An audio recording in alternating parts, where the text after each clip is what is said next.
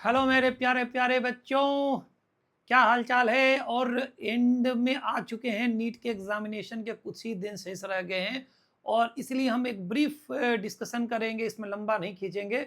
और आपको भी अपने सारे नोट्स को समराइज कर देना है शॉर्ट नोट्स के फॉर्म में, फॉर्मूले इकट्ठा कर लेना है। बहुत सारे फॉर्मेट के फॉर्मूले नहीं पढ़ने हैं फिजिक्स में, जहाँ तक है हर केसेस वाइज फॉर्मूले नहीं आपको रटने हैं, इससे कोई फायदा नहीं होता है। आप बेस फॉर्मूला और की फॉर्मूला को याद रखें, बस लास्ट मोमेंट में वही काम आता है, एग्जामिनेशन में वही आता है। और कोई भी नया क्वेश्चन आएगा तो घबराना नहीं है बेटा। और लग जाते हैं हम लोग। एक ब्रीफ डिस्कशन है ये यूनिट्स ऑन मेजरमेंट का। तो इसमें देखिए मेन क्या है, हम सिर्फ उसी पर बात करेंगे, उन्हीं पॉइंट्स पे जिसमें ज़्यादा मार्क्स आने के चांसेस हैं और जिसमें क्वेश्चन आने के ज़्यादा चांसेस है, हाई प्रोबेबिलिटी है। जैसे यूनिट्स में हम बात करेंगे तो हम डायमेंशंस पे सबसे पहले बात करेंगे कि डायमेंशंस क्या होता है।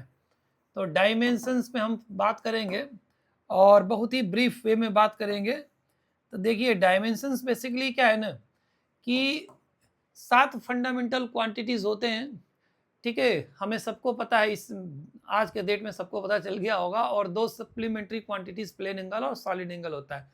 इनको छोड़कर बाकी सब डिराइव क्वांटिटीज होते हैं। तो किसी भी फिजिकल क्वांटिटी को फंडामेंटल के फॉर्म में जब एक्सप्रेस करते हैं तो इनके फंडामेंटल के ऊपर कोई पावर लगाने की रिक्वायरमेंट होती है, उस पावर को ही डायमेंशंस कहते हैं। पहली तो बात ये है, तो इनको हम पावर कहते हैं और डायमेंशंस कहते हैं पावर को, ठीक है। जिससे मान लीजिए कि फोर्स का डायमेंशनल फॉर्मूला क्या होता है, तो आज के डेट में हमें नहीं लग रहा है कि किसी को नहीं पता होगा। mlt की पावर -2, यानी कहा जाए ये सीधे सीधे भाषा में तो कह सकते हैं कि मास के ऊपर 1 पावर लेंथ के ऊपर और टाइम के ऊपर -2। आप यूनिट से भी इसको कैच कर सकते हैं। फोर्स का जो यूनिट होता है किलोग्राम मीटर पर सेकेंड स्क्वायर, तो mlt के फॉर्म में लिखा है। और देखिए दूसरा क्या है, इसमें वर्क का और एनर्जी का और टॉर्क का सब डायमेंशनल फॉर्मूला एक होता है। किसी भी टाइप की एनर्जी है ml² टी पावर -2। मास में डायमेंशन 1, लेंथ में 2 है, टाइम में -2 है।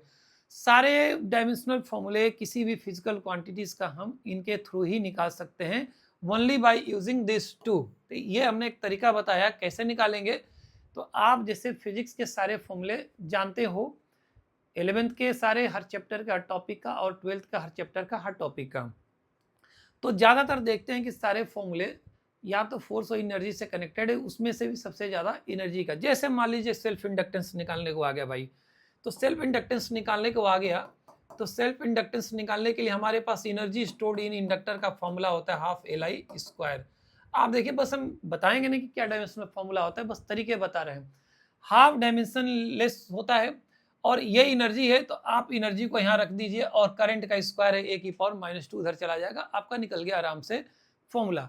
इस तरीके से बहुत सारे जैसे रिजल्ट से एनर्जी डेंसिटी है, energy density energy per unit volume होता है और इसका फॉर्मूला होता है ½ इलेक्ट्रिक फील्ड का स्क्वायर। इलेक्ट्रिक फील्ड वोल्ट पर मीटर होता है, इसका यूनिट वोल्टेज अपॉन डिस्टेंस होता है। और इलेक्ट्रिक फील्ड का निकालना है तो बहुत सारे तरीके, force per unit charge F=QV से निकाल सकते हैं। मतलब हमें कनेक्टिविटी बहुत बढ़िया पता होना चाहिए। जैसे कैपेसिटेंस का फॉर्मूला ε0A/d होता है, तो कनेक्शन बनाने आना चाहिए। एनर्जी स्टोर्ड इन कैपेसिटर ½ होता है, Q²/2C होता है। तो बहुत सारे कनेक्शंस आपको याद होने चाहिए। तो विदाउट डिले आगे बढ़ते हैं, हम इसमें डायमेंशंस में ही बात करते हैं। अब देखिए डायमेंशनल फॉर्मूले के बारे में हमने बात किया। दूसरा इसमें मेन चीज़ है डायमेंशन में प्रिंसिपल ऑफ होमोजीनियटी। तो प्रिंसिपल ऑफ होमोजीनिटी जो होता है, तो प्रिंसिपल ऑफ होमोजीनिटी में हम लोग बात करते हैं, जो ये होता है क्या है भाई, तो प्रिंसिपल ऑफ होमोजीनिटी होता है, ये कहता है कि सिर्फ सेम नेचर की क्वांटिटी को ही ऐड किया जा सकता है, सब्ट्रैक्ट किया जा सकता है या कंपेयर किया जा सकता है। मतलब लेस देन, ग्रेटर देन और इक्वल टू, ये जाहिर सी बात है, कॉमन सेंस की बात है भाई। आप मास में क्या लेंथ यूनिट ऐड कर सकते हो? नहीं कर सकते हैं। क्या आप वेलोसिटी में एक्सीलरेशन ऐड कर सकते हो? नहीं कर सकते हो, इम्पॉसिबल है भाई। तो ये है, इसको बोलते हैं प्रिंसिपल ऑफ होमोजेनिटी। ये कहता है कि कोई इक्वेशन है, मान लो इक्वल टू लगा है, तो लेफ्ट हैंड साइड में इसके जितने भी टर्म्स को ऐड सपरेट किया गया होगा, वो हर एक टर्म का डायमेंशनल फॉर्मूला और राइट हैंड साइड में जितने भी ऐड और सपरेट किया गया उनका डायमेंशनल फॉर्मूला सेम होता है। अगर ऐसा नहीं है तो डायमेंशनली इनकरेक्ट है। बात हम शॉर्ट में कर रहे हैं कि डायमेंशनली ये जो बोलते हैं ना बेटा, यही आपको ध्यान से सुनना है। यही नीट में आना होगा तो आएगा, स्ट्राइक कर जाएगा, अदरवाइज रटने को तो बहुत सारी चीजें हैं। तो ये जो कान से सुन लेगा ना वही फायदेमंद होगा। तो इसमें बात ये कर रहे हैं डायमेंशनल फॉर्मूला दोनों साइड में dimensions left hand right hand में सेम होना चाहिए। अगर ऐसा नहीं हुआ तो डायमेंशनली इनकरेक्ट है। अगर कोई डायमेंशनली इनकरेक्ट है ना तो प्रिंसिपल ऑफ होमोजेनिटी को वायलेट कर गया है, यानी आपने कांड कर दिया है, कोई आप लेंथ में कोई वेलोसिटी या इस टाइप का कांड कर दिया, जोड़ घटा दिया है या कंपेयर कर रखा है। तो अगर डायमेंशनली इनकरेक्ट है ना तो फिजिकली फिजिक्स का कभी भी सही फॉर्मूला नहीं हो सकता, इम्पॉसिबल है। लेकिन अगर फिजिकली करेक्ट है, ठीक है, फिजिकली करेक्ट है तो डायमेंशनली मस्ट बी करेक्ट।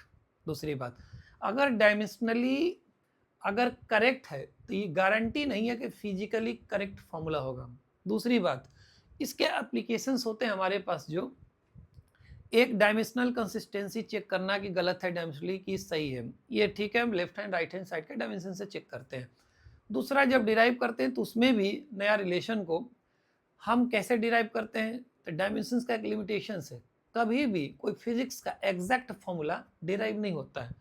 कोई भी हमने सीधा ही एक भाषा में एक लैंग्वेज में बोल दिया, कोई भी आप कोई भी एग्जांपल ले लो फिजिक्स का, कोई भी फॉर्मूला है, F इक्वल टू ma ले लो, momentum P equal to mb ले लो, kinetic equal to half mb square ले लो, any formula of physics physically correct formula can never be derived only by dimensional analysis. Physics के ही rule regulation से derive होगा, डायमेंशन की उससे नहीं होगा। कैसे होगा, तो प्रोपोर्शनलिटी कांस्टेंट के जो डायमेंशन लेस कांस्टेंट होगा उसके टर्म में या तो डिराइव होगा, जैसे ये जो कांस्टेंट दिख रहा है 1/2 1 है, यहाँ 1 है, ये सब नहीं डिराइव होते हैं। आप ऐसे डिराइव कर सकते हो, F इज प्रोपोर्शनल टू ए। दूसरा, अगर कोई इक्वेशन में एडिशन सब्ट्रैक्शन का साइन है, ऐड हो रहे हैं टर्म, तो ऐसे इक्वेशंस को कभी डिराइव नहीं करते हैं, ओनली बाय यूजिंग डायमेंशंस। याद रहे, डायमेंशन लेस कांस्टेंट कभी भी डिराइव नहीं होगा। जैसे sin theta cos theta tan theta trigonometric ratio log x ln x e की पावर x e की पावर माइनस x, ठीक है, एक्सपोनेंशियल रिलेशन है, न्यूमेरिकल डिजिट प्योर नंबर 1/2 पाई 3.142 पाई 1/2 पाई, आप जो भी कह लो, ठीक है। ये डायमेंशन लेस चीज़ें जो है ये कभी डिराइव नहीं होगी। तो ये इसका लिमिटेशन रहा। अगर कोई डिपेंडेंसी एक फिजिकल क्वांटिटी के डिपेंडेंसी 3 से ज़्यादा क्वांटिटी पे है, ठीक है, या अगर 3 पे भी है तो उनमें से 2 का डायमेंशनली क्वांटिटी अलग अलग डायमेंशन फॉर्मूला सेम है, तो ऐसी चीज़ें डायमेंशन से सिर्फ डिराइव नहीं होती है। तो ये सब हम डायमेंशन को हमने एक झटके में उड़ा दिया, और डायमेंशनल फॉर्मूले जहाँ तक बात है आप याद रख सकते हो। अब इसमें बात करते हैं हम लोग डायमेंशंस के बाद आते हैं एरर एनालिसिस पे। एरर एनालिसिस में एकदम सिंपल सी बात है कि एरर, जैसे relative error, absolute error, absolute error measured value और ट्रू वैल्यू के डिफरेंस निकाल लेते हैं, उसके बाद मैग्नीट्यूड लेते हैं, ये कभी भी नेगेटिव नहीं आते भाई। तो एब्सोल्यूट एरर बोलते हैं, और रिलेटिव एरर या फ्रैक्शनल एरर जो हम लोग बोलते हैं, मेजरली हमारे पास यही ज़्यादा आता है, फ्रैक्शनल एरर या रिलेटिव एरर का फॉर्मूला, ठीक है। ये क्या होता है, तो error in x quantity upon the same physical quantity x. Percentage में निकालेंगे तो यहाँ पे 100 चिपका देंगे, तो परसेंटेज एरर इन एक्स अगर कहेंगे तो delta x upon x into 100 कर देंगे। अगर कोई एरर नहीं दिया, मेजरमेंट दिया है, तो उसका लिस्ट काउंट ही एरर की तरह ट्रीट करेंगे, और ये जनरली मैक्सिमम पॉसिबल एरर ही हम लोग निकालते हैं। कोई मिनिमम का इसमें कहानी नहीं है, कोई भी किसी भी टाइप का एरर को जोड़ा ही जाता है, घटाने का कोई चांसेस मार्जिन नहीं होता है, वो चेंजेस में हो सकता है, एरर में ऐसा चीज़ नहीं होता है।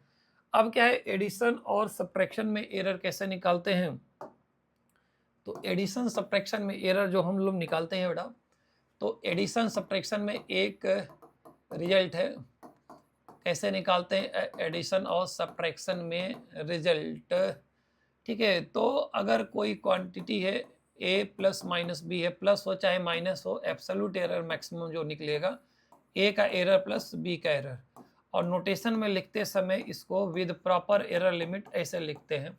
मतलब हम डेल्टा एक्स का ज़्यादा भी एरर कर सकते हैं, उससे कम, वो निगेटिव है, मतलब निगेटिव एरर भी कर सकते हैं, उससे कम कर सकते हैं। तो एरर लिमिट के साथ ऐसे प्रेजेंटेशन होता है। और इसमें अगर फ्रैक्शनल निकालना है तो delta x upon x.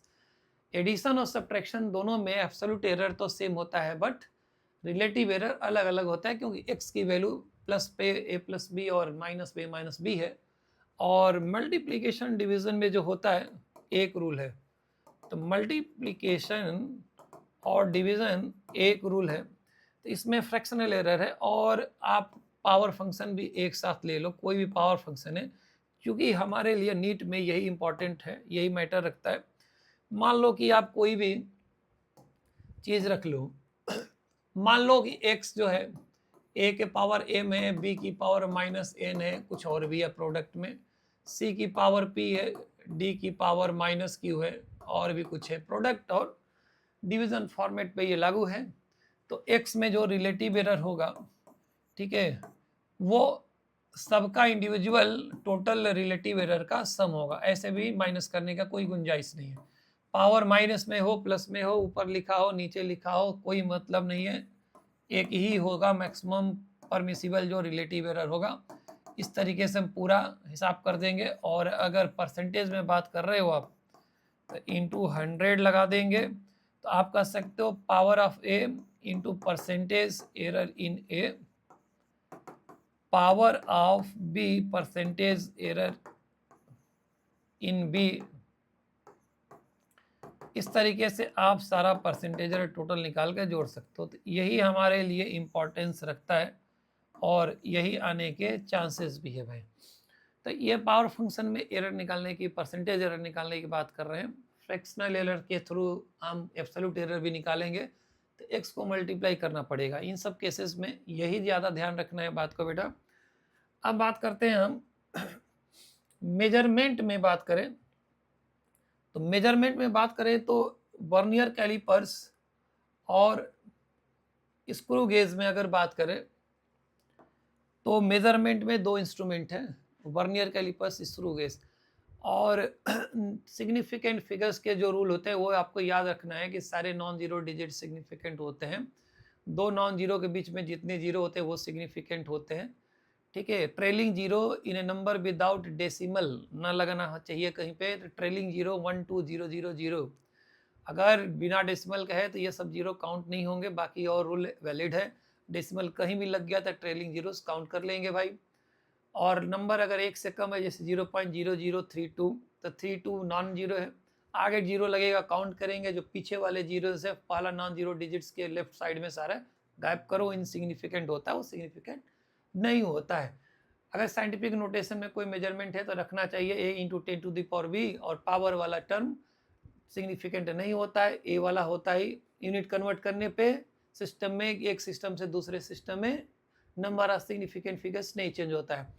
Addition और सब्ट्रैक्शन में जो रूल होता है सिग्निफिकेंट का, वो देखा जाता है कि जिनको भी जोड़ा है, घटाया है, उनमें सबसे कम डेसिमल प्लेसेस किसके पास था उतने ही रखना है फाइनल आंसर में, बाकी को राउंड अप करना है as per round of rule, ठीक है। अगर राउंड ऑफ रूल 5 से ज़्यादा है, अगर जिसको राउंड अप करना है तो बगल वाले को 1 से बढ़ा देंगे प्रीवियस डिजिट को, अगर 5 से कम है तो प्रीवियस डिजिट को कोई चेंज नहीं करेंगे। अगर 5 के इक्वल है तो ऑड रहेगा तो 1 से बढ़ जाएगा, इवन होगा तो नहीं चेंज होगा भाई। ये ऐसे ही बात करना है, ज़्यादा बातें नहीं करना है भाई। ये रहा सिग्निफिकेंट की स्टोरी थी, हमने जो सुनाया आपको एक लाइन में, तो जो कान लगा के सुन लेगा उसको सब रूल याद आ जाएगा। और छापने की ज़्यादा जरूरत नहीं, पढ़ने का समय बड़ा कम है।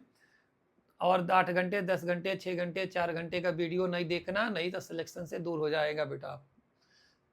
आपका सारा कहानी कभी भी किसी द एंड हो जाएगी। तो आप बहुत ही जितना ब्रीफ हो सके आप ब्रीफ में रिवाइज करो।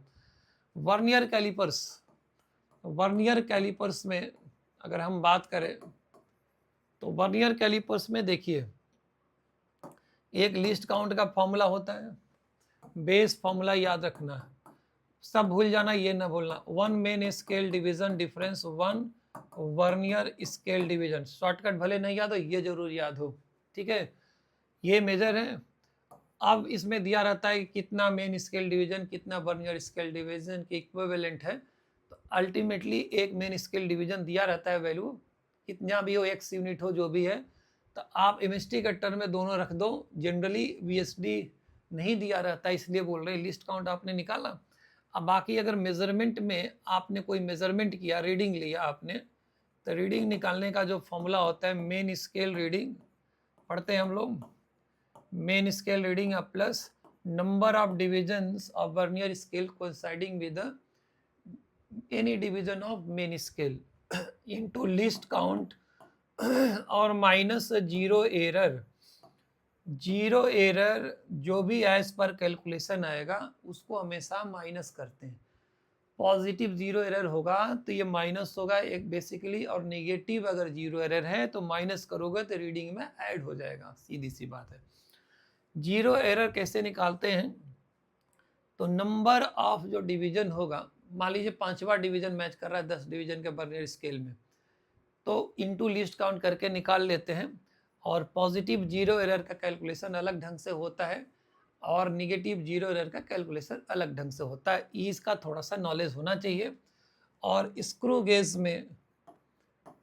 गेज में जो फॉर्मूला होता है अपने पास लिस्ट काउंट का, पहली बात तो पिच के बारे में आता है मैटर। लिस्ट काउंट होता है pitch upon number of divisions on circular scale division. ठीक है, पिच क्या होता है? जो सर्कुलर कैप को एक राउंड घुमाते हैं तो जितना लीनियर स्केल पे मूव करेगा आगे, उसी को बोलते हैं। ये बेसिकली दो थ्रेड के बीच का, लगातार दो थ्रेड के बीच का डिस्टेंस ही होता है ये। ठीक है, तो दो लगातार थ्रेड के बीच का डिस्टेंस, या कह सकते हो कि एक कंप्लीट रोटेशन जो सर्कुलर कैप को करेंगे, घुमाएंगे, तो जितना लीनियर स्केल पे मूवमेंट होगा उसी को बोलते हैं। तो डेफिनीशन बहुत क्लियर होना चाहिए। पिच अगर 10 रोटेशन में अगर 2 मिलीमीटर चलता है तो एक रोटेशन में 0.2 मिलीमीटर लीनियर पे चलेगा, तो पिच 0.2 mm हुआ। ठीक है, और रीडिंग में मिलता जुलता फॉर्मूला वैसे ही है। मेन स्केल रीडिंग पढ़ते हैं और number of divisions of circular scale coinciding with the reference lines, यहाँ कोइंसाइडिंग होता है, वर्डिंग थोड़ी सी चेंज है, लिस्ट काउंट वही रहेगा। और निगेटिव माइनस में जीरो एरर करेंगे, जीरो एरर का माइनस करना है, पॉजिटिव होगा तो माइनस हो जाएगा, निगेटिव होगा तो प्लस हो जाएगा। सर्कुलर कैप का अगर बिना किसी दो स्टड के बीच में कोई चीज़ें फंसाए हुए अगर पूरे स्क्रू गेज को बंद कर दें ऐसे, तो सर्कुलर कैप का जो जीरो होगा आगे प्रोसीड कर जाएगा, रेफरेंस लाइन के आगे बढ़ जाता है। जितना डिवीजन आगे बढ़ जाएगा, ये निगेटिव जीरो एरर हुआ। बेसिकली दो डिवीजन है तो दो कैसे निकालेंगे? तो नंबर जितना डिवीजन में गड़बड़ी होगी, घपला होगा, वो मान लो N1 डिवीजन का आगे मूवमेंट हुआ, जितना आगे बढ़ जाए या पीछे छूट जाए रह जाए, इनटू लिस्ट काउंट यहाँ से निकालते हैं। अगर आगे रह जाए, आगे हो जाए, तो यहाँ उल्टा है थोड़ा मामला वर्नियर कैलिपर से, तो इसको निगेटिव एरर बोलते हैं, जीरो एरर। और अगर पीछे रह जाए दो डिवीजन तो इसको पॉजिटिव जीरो एरर बोलते हैं। तो ये पूरा स्क्रू गेज का मैटर है, और हमको नहीं लग रहा कि ये फॉर्मूला याद हो जाएगा तो किसी को गड़बड़ी हो जाएगी। कोई क्वेश्चन नहीं बना रहे हैं बेटा इस समय। आते हैं मोशन इन स्ट्रेट लाइन पे। तो इसमें बहुत ही बेसिक चीज़ें होती है, आप बेसिक चीज़ों को आप याद रखो, बेस फॉर्मूले। अब देखिए डिस्प्लेसमेंट स्ट्रेट लाइन मोशन में अगर बात करते हैं तो पोजीशन हमेशा ओरिजिन से मेजर करते हैं जब तक कोई मेंशन न करे। तो पोजीशन के चेंज को हम लोग डिस्प्लेसमेंट बोलते हैं। ये displacement final position difference initial position, और ये दोनों देख रहे हो विद साइन रखेंगे। ठीक है, अगर मान लो राइट साइड में ओरिजिन से आप पोजीशन ले रहे हो तो पॉजिटिव है, तो निगेटिव एक्स साइड में अगर जाएंगे लेफ्ट साइड ऑफ ओरिजिन तो निगेटिव रखेंगे। तो ये है डिस्प्लेसमेंट का फॉर्मूला बेटा। ठीक है, अब बात करते हैं डिस्प्लेसमेंट के बाद आता है हमारे पास पोजीशन टाइम का अगर रिलेशन है तो वेलोसिटी निकालना है। तो वेलोसिटी का इंस्टेंटेनियस वेलोसिटी का फॉर्मूला होता है dx/dt, डिफरेंशिएट करेंगे पोजीशन को एक बार टाइम के रेस्पेक्ट। एक्सीलरेशन निकालना है तो dv/dt यूज करेंगे वेलोसिटी का टाइम रेट, या v dv/dx यूज करेंगे बेटा। ओके, इंस्टेंटेनियस एक्सीलरेशन है। अब क्या बात करते हैं हम लोग एवरेज वेलोसिटी। तो एवरेज वेलोसिटी जो होता है बेटा displacement upon the time interval, किसी भी टाइम इंटरवल में कितना डिस्प्लेसमेंट हुआ। एवरेज स्पीड क्या होता है? तो एवरेज स्पीड होता है total distance upon total time taken या टाइम इंटरवल। तो ये टोटल डिस्प्लेसमेंट के जगह डिस्टेंस आ जाएगा upon time interval, average speed निकल गया। अगर स्पीड कांस्टेंट है, अगर स्पीड कांस्टेंट है तो आप ये कह सकते हो कि क्या कह सकते हैं, डिस्टेंस निकालना है तो कैसे निकालोगे भाई? तो स्पीड इनटू टाइम से, टाइम निकालना है तो डिस्टेंस अपॉन स्पीड से, जो भी है ये लगा सकता है। अगर स्पीड कांस्टेंट है किसी ड्यूरेशन के लिए, अगर स्पीड कांस्टेंट है तो एवरेज स्पीड किसी भी टाइम इंटरवल में वही आएगी जो इंस्टेंटेनियस स्पीड आती है। सिमिलरली अगर वेलोसिटी कांस्टेंट है, पार्टिकल एक ही डायरेक्शन में एक ही मैग्नीट्यूड की वेलोसिटी से जा रहा है, अगर वेलोसिटी कांस्टेंट है तो एवरेज वेलोसिटी किसी भी टाइम इंटरवल में, ठीक है, इंस्टेंटेनियस वेलोसिटी के बराबर रहेगा। तो ये एवरेज वेलोसिटी, एवरेज स्पीड और वेलोसिटी। अब देखो एक्सटी ग्राफ का slope tan theta, slope of x t graph, ये वेलोसिटी देता tan थीटा, ये होगा tan थीटा जो होगा स्लोप देगा, लेकिन slope of velocity versus time graph, positive slope positive देगा क्वांटिटी और नेगेटिव स्लोप नेगेटिव। अगर 90 डिग्री से एंगल ज़्यादा बनता है तो नेगेटिव स्लोप होता है, और 90 डिग्री से कम एंगल बनता है तो पॉजिटिव स्लोप होता है। 0 डिग्री बनेगा तो टाइन थीटा टाइन 0 0 होता है। 90 पर डिफाइंड होता है मैटर सारा।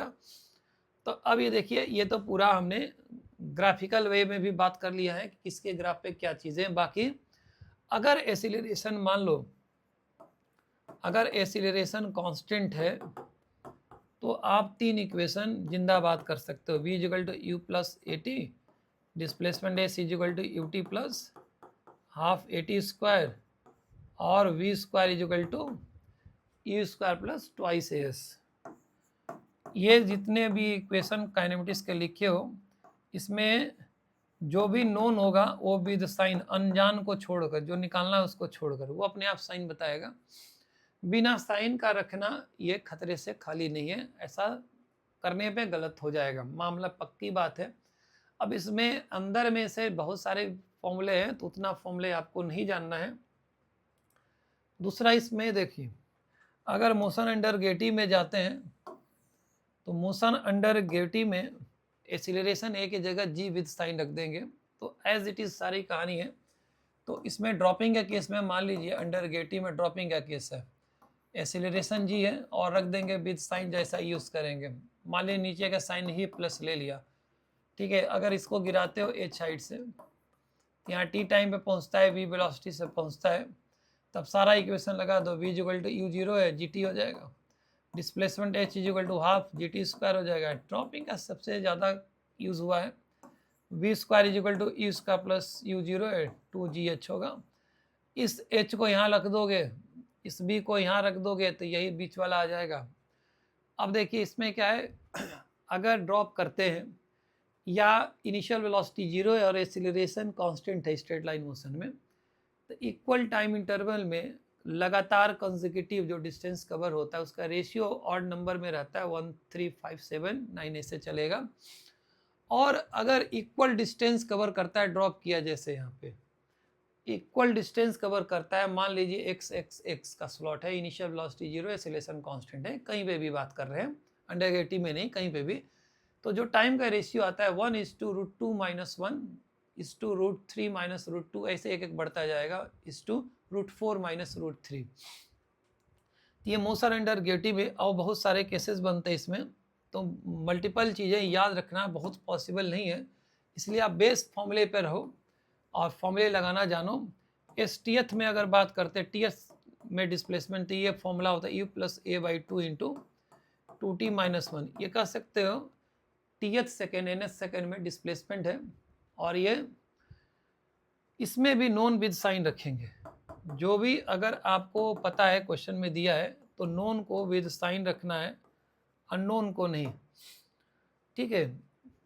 ये कह सकते हो कि it is a displacement in last 1 second. Last 1 second कौन सा, अगर टी टाइम की जर्नी है तो लास्ट टीएथ सेकेंड मतलब लास्ट 1 सेकेंड।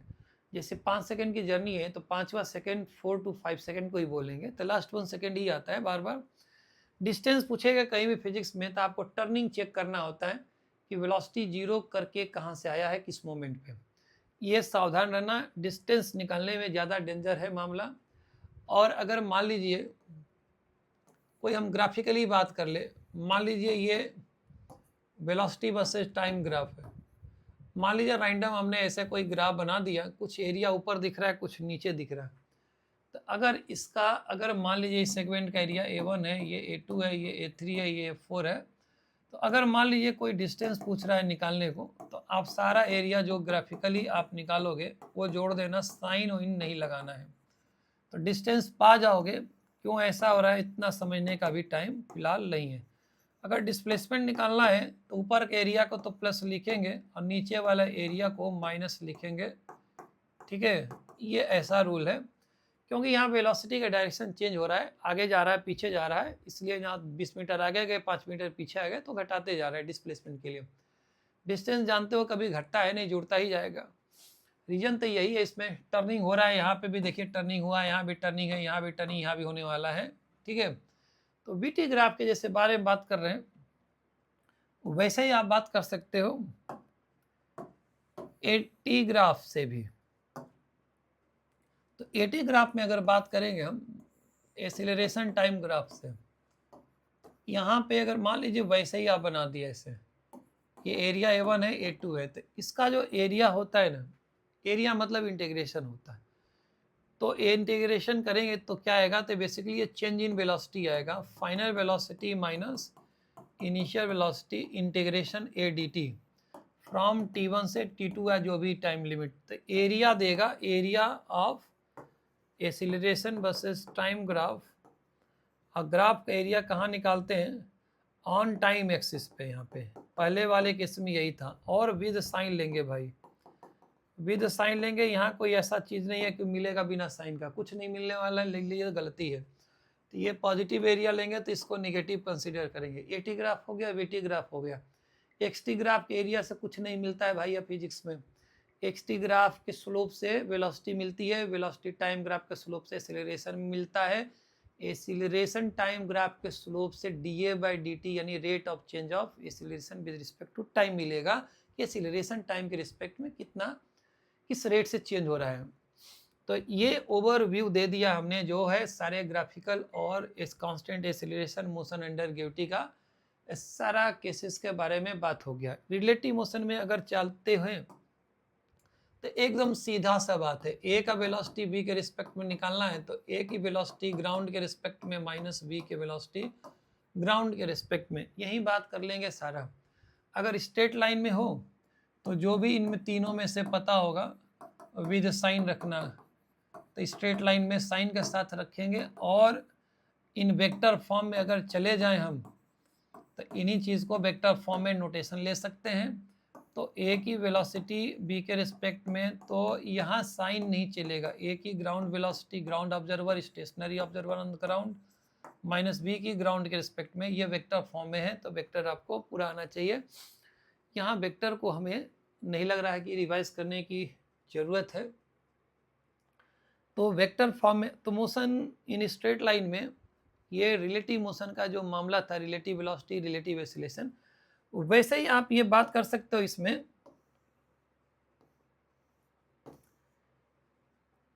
देखिए अगर मान लीजिए कि अगर रिलेटिव एक्सीलरेशन सपोज करो कांस्टेंट मिल गया आपको मैग्नीट्यूड और डायरेक्शन में, तो ये जो इक्वेशन लिखे थे ना रिलेटिव फॉर्मेट में भी लगा सकते हो। अब किसके रिस्पेक्ट में आप इनिशियल वेलोसिटी एक्सीलरेशन लिख रहे हो, ये आप अपने हिसाब से डिसाइड जब करते हो, क्वेश्चन लगाते हो, तो इसका यूज़ भी किया गया है, ठीक है। ऐसा नहीं है, पास्ट में यूज़ किया गया है, तो ये इस फॉर्मेट में भी लगा सकते हो, ठीक है। बाकी हम बात करते हैं मोशन इन प्लेन में, तो मोशन इन प्लेन में हमारा टारगेट प्रोजेक्टाइल मोशन और सर्कुलर मोशन होता है। कहानियाँ तो आप भले ही पढ़ सकते हो, जैसे मान लीजिए अभी जस्ट पीछे चले जा लिख ही रहे थे, इन सबको आप वेक्टर फॉर्म में भी अभी के अभी ही डिनोट कर सकते हो, ऐसा कुछ भी नहीं था कि हम यहाँ नहीं लिख सकते हैं। तो अगर आप लिखना चाहते हैं वेक्टर फॉर्म में तो आप इन इक्वेशंस को भी वेक्टर फॉर्म में लिख दीजिए। शर्त यह है कि एक्सीलरेशन का जो वेक्टर है वो कांस्टेंट होना चाहिए। तो v = u + at लिख सकते हो s is equal to displacement is equal to u t plus half a t square बेटा, ठीक है। अब देखिए ये final position vector minus initial position vector, सब कुछ वेक्टर फॉर्म में लिखना है। वी स्क्वायर को वी वेक्टर का अपने से सेल्फ डॉट प्रोडक्ट लेते हैं और u vector dot u vector plus twice acceleration vector into dot s vector. अब इसका कम यूज हुआ है लेकिन फर्स्ट और सेकंड का यूज हुआ है, अच्छा खासा यूज हुआ है। सारा फॉर्मूले को वेक्टर फॉर्म में लगा दो। अगर मान लीजिए एवरेज वेलोसिटी निकालना है आपको वेक्टर फॉर्म में, अब एवरेज स्पीड को तो लिख नहीं दोगे, तो displacement vector upon time interval, final position vector minus initial position vector upon time interval delta T. भाई इसको क्या वेक्टर में तो लिखने की जरूरत है नहीं। एक्सीलरेशन अगर एवरेज निकालते हो तो चेंज इन वेलोसिटी का vector form upon time interval, ऐसे इक्वेशन लिखा। अब देखिए अगर ये एक्सीलरेशन वेक्टर रिलेटिव में है मामला, तो यही रिलेटिव में भी लगा देंगे। तो दूसरा इसमें बात करते हैं हम लोग, मेनली इसमें मोशन इन प्लेन में आते हैं तो प्रोजेक्टाइल मोशन पे ज़्यादा फोकस करते हैं हम लोग। तो प्रोजेक्टाइल मोशन पे बात कर लेते हैं थोड़ा सा। तो प्रोजेक्टाइल मोशन में क्या है ना, मोशन इन प्लेन में है तो जनरली एक्स वाई प्लेन हम लोग डिस्कस करने के लिए यूज़ करते हैं। तो यहाँ पे देखिए प्रोजेक्टाइल मोशन में बेसिकली करना क्या है हमको, एक बार ऑरिजेंटल मोशन डिस्क्रिप्शन ले लो, एक बार वर्टिकल मोशन ले लो डिस्क्रिप्शन में। तो एक बार ऑरिजेंटल और एक बार वर्टिकल में। तो आप ऐसा करो, देखो एक ऑरिजेंटल मोशन में मान लो एक्स एक्सिस में है, ऑरिजेंटल एक्स ले लिया, वर्टिकल वाई माइनस वाई जो भी ले लिया, एक्स वाई प्लेन में मूवमेंट है। तो अगर मान लीजिए ऑरिजेंटल मोशन डिस्कस कर रहे हैं, इधर इधर वर्टिकल मोशन डिस्कस कर रहे हैं, ठीक है। आप देखो वर्टिकल में एक्सीलरेशन सिर्फ जी है, इसको विद साइन लगा के रख देंगे, मतलब दो स्ट्रेट लाइन की तरफ डील कर रहे हैं। ऑरिजेंटल में कोई एक्सीलरेशन ऐसा नहीं होता है, अगर कोई हवा ब्लो कर गई, एक्सीलरेशन कांस्टेंट इम्पार्ट कर रही है, तो आप इक्वेशन काइनेमेटिक्स की यूज़ कर सकते हैं। तो v is equal to you plus A t, ठीक है, s is equal to u t plus half a t square, v square is equal to u square plus twice a s, ठीक है। यहाँ पे छोटा छोटा एक्स कंपोनेंट के format में लिख दिया हमने, सब एक्स डायरेक्शन वाला है यहाँ पे। ये बेस फॉर्मूला है जो दुनिया के हर एक क्वेश्चन को बना देगा, चाहे जेई का हो चाहे नीट का हो। सिमिलरली यही तीनों यहाँ पे भी हैं, एक्स जहाँ जहाँ एक्स लिखा है जैसे एक लिख के दिखा दे रहे हैं, v y is equal to u y plus a y t. अगर आप वर्टिकली डाउनवर्ड को प्लस लेते हो तो जी लिखेंगे एक्सीलरेशन का नाम पे, वो लिख देंगे। तो ये तीनों इक्वेशन ऐसे ही दिखेगा, ये बेसिक है। बाकी इसमें देखिए जो फॉर्मूले होते हैं ना, वो आपको आई थिंक याद होंगे कि लेवल टू लेवल प्रोजेक्शन में अगर बात करते हैं हम बेस फॉर्मूले पे, अंडर ग्रेविटी में बात करते हैं, लेवल टू लेवल मतलब जिस लेवल से फेंका उसी ऑरिजेंटल लेवल पे टकराना चाहिए, इसको बोलते हैं ऑरिजेंटल रेंज। और total time of journey time of flight है, एयर रेजिस्टेंस कंसीडर नहीं करते हैं यहाँ पे अभी फिलहाल। तो यहाँ पे जो एंगल ऑफ प्रोजेक्शन है ऑरिजेंटल से लेते हैं, तो यहाँ पे ऑरिजेंटल कंपोनेंट और वर्टिकल कंपोनेंट आप लिख लो। तो ये ऑरिजेंटल वर्टिकल कंपोनेंट में ये यूएक्स हो गया, ये यूवाई हो गया, ठीक है। अब देखिए हमें पता है ऑरिजेंटल में कोई एक्सीलरेशन नहीं है, तो ऑरिजेंटल कंपोनेंट ऑफ वेलोसिटी कभी भी नहीं बदलती है। ऑरिजेंटल कंपोनेंट ऑफ वेलोसिटी ये बोला है नहीं बदलती है। बाकी रेंज का जो फॉर्मूला है ये होता है 2 times U X U Y upon G. आप इसको रख दोगे तो आ जाएगा U square sine 2 theta upon G. और ये मैक्सिमम हाइट है पूरे इंटायर जर्नी का, इसका फॉर्मूला होता है वर्टिकल कंपोनेंट का स्क्वायर अपॉन 2g, और यू वाई के जगह यू साइन थीटा रख दो तो आप ये पा जाओगे इस तरीके से। टाइम ऑफ फ्लाइट होता है 2u अपॉन जी, सिर्फ वर्टिकल कंपोनेंट पे डिपेंड करता है भाई, ये आ गया। अब देखिए ऐसे ही बातों बातों में ही बात करो। अब देखिए मैक्सिमम रेंज कंडीशन, तो मैक्सिमम रेंज कंडीशन क्या होती है, अगर u और g को ना चेंज करें, मतलब प्लेनेट ना बदलो और वेलोसिटी ऑफ प्रोजेक्शन का मैग्नीट्यूड ना बदलो, ठीक है। अलग अलग एंगल बदल के देख लो तो रेंज की मैक्सिमम वैल्यू आएगी थीटा 45 डिग्री पे। कितनी आएगी आप निकाल सकते हो। रेंज के फॉर्मूले में ई स्क्वायर साइन 2 थीटा था, साइन 90 डिग्री 1 होने की वजह से ई स्क्वायर बाई जी आएगा। इस केस में maximum height only in this case, maximum height जो होगा E square sine square theta होता है, ई स्क्वायर और साइन स्क्वायर 45 डिग्री मतलब 1/2 हो जाएगा। और यहाँ पे था E square upon E square sine square theta upon क्या था 2g था, तो 2 एक और पहले से था और g यहाँ पे आ गया। तो देखिए मैक्सिमम रेंज का ये 1/4 होता है, ये याद रहे। सेम रेंज कंडीशन, अगर दो angle of projection theta 1 theta 2 का सम 90 डिग्री आ गया बशर्ते कि ई और जी न बदले, तो इन दोनों केस में रेंज सेम आएगा बट मैक्सिमम हाइट अलग अलग आएगा। और निकाल भी सकते हो आप क्या रिलेशन है, आप ये भी निकाल सकते हो। रेंज और H1 H2 अलग अलग आएगा इसमें मैक्सिमम हाइट। इसके फॉर्मूले आपको याद होना चाहिए। और टाइम ऑफ फ्लाइट भी इसमें T1 T2 अलग अलग आएगा। तो T1 T2 का जो प्रोडक्ट होता है ये प्रोपोर्शनल टू कितना आना चाहिए, तो ये आएगा रेंज के प्रोपोर्शनल में। कैसे आ गया तो आप निकाल सकते हो, फॉर्मूला से चेक कर सकते हो। इसका फॉर्मूला भी आ चुका है पुराने पीएमटी में। और रेंज और मैक्सिमम हाइट में रिलेशन H1 H2 में भी कॉमन हो चुका है इस समय रिजल्ट। आप कैसे निकालोगे, तो यहाँ T1 जो है ना 2u साइन थीटा अपान जी है, ठीक है। और T2 जो होगा 2u cos थीटा हो जाएगा 90 माइनस थीटा की वजह से। प्रोडक्ट करके देखो साइन थीटा कॉस थीटा का प्रोडक्ट सिर्फ रेंज के फॉर्मूले में साइन 2 थीटा में दिखता है। तो इस तरीके से आप निकाल सकते हो। रेंज H1 H2 में कनेक्शन है, range is equal to 4 under root में H1 H2, ये भी निकाल सकते हो। अगर मान लीजिए रेंज n टाइम्स है मैक्सिमम हाइट के, तो angle of projection tan theta 4/n formula होता है। आप ये याद रख सकते हो, नहीं भी याद रखोगे चलेगा। बहुत सारे रिजल्ट से फॉर्मूले कितना कोई याद रखेगा। एक दो बात याद रखना भाई कि अगर आपने ये प्रोजेक्टाइल फेंका, मान लीजिए ऐसे, तो जिस एंगल पे फेंका ना उसी एंगल पे उस ऑरिजेंटल लेवल पे उल्टे डायरेक्शन के एंगल से टकराता है सेम स्पीड से। और ऐसे भी सेम हाइट पे एक ही स्पीड होती है और अलग अलग मोमेंट पे यहाँ पहुँचोगे। मान लो t इक्वल टू 0 यहाँ पे T1 पहुँचे, एक बार T2 पहुँचे, तो इन T1 T2 का सम टाइम ऑफ फ्लाइट के बराबर होता है। ये अंडर गेटी में भी स्ट्रेट लाइन में भी है, यहाँ पे भी बात सही है। एक हाइट पे एक ही स्पीड होती है, वेलोसिटी कभी सेम होने का इसमें कोई गुंजाइश नहीं है। यहाँ से थीटा फेंके, थीटा से टकराया तो मैक्सिमम एंगल डेविएशन 2 थीटा है। अगर कभी 90 डिग्री बनने की पॉसिबिलिटी आई तो minimum angle of projection 45 degree होना चाहिए, इससे ज़्यादा होना चाहिए। 30 होगा तो इस ऑरिजेंटल टू ऑरिजेंटल में कभी रास्ते में 90 डिग्री किसी टाइम की वेलोसिटी और इनिशियल वेलोसिटी में 90 एंगल नहीं बनने वाला है। ये रटना मत फॉर्मूला, नहीं तो धोखे में आ जाओगे।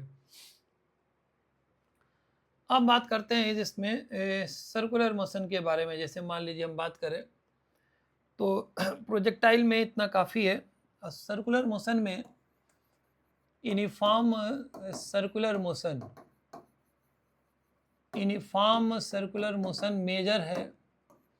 तो यूनिफॉर्म सर्कुलर मोशन में क्या चीज़ है, सर्कुलर पाथ है भी तो समझ में आ रहा है।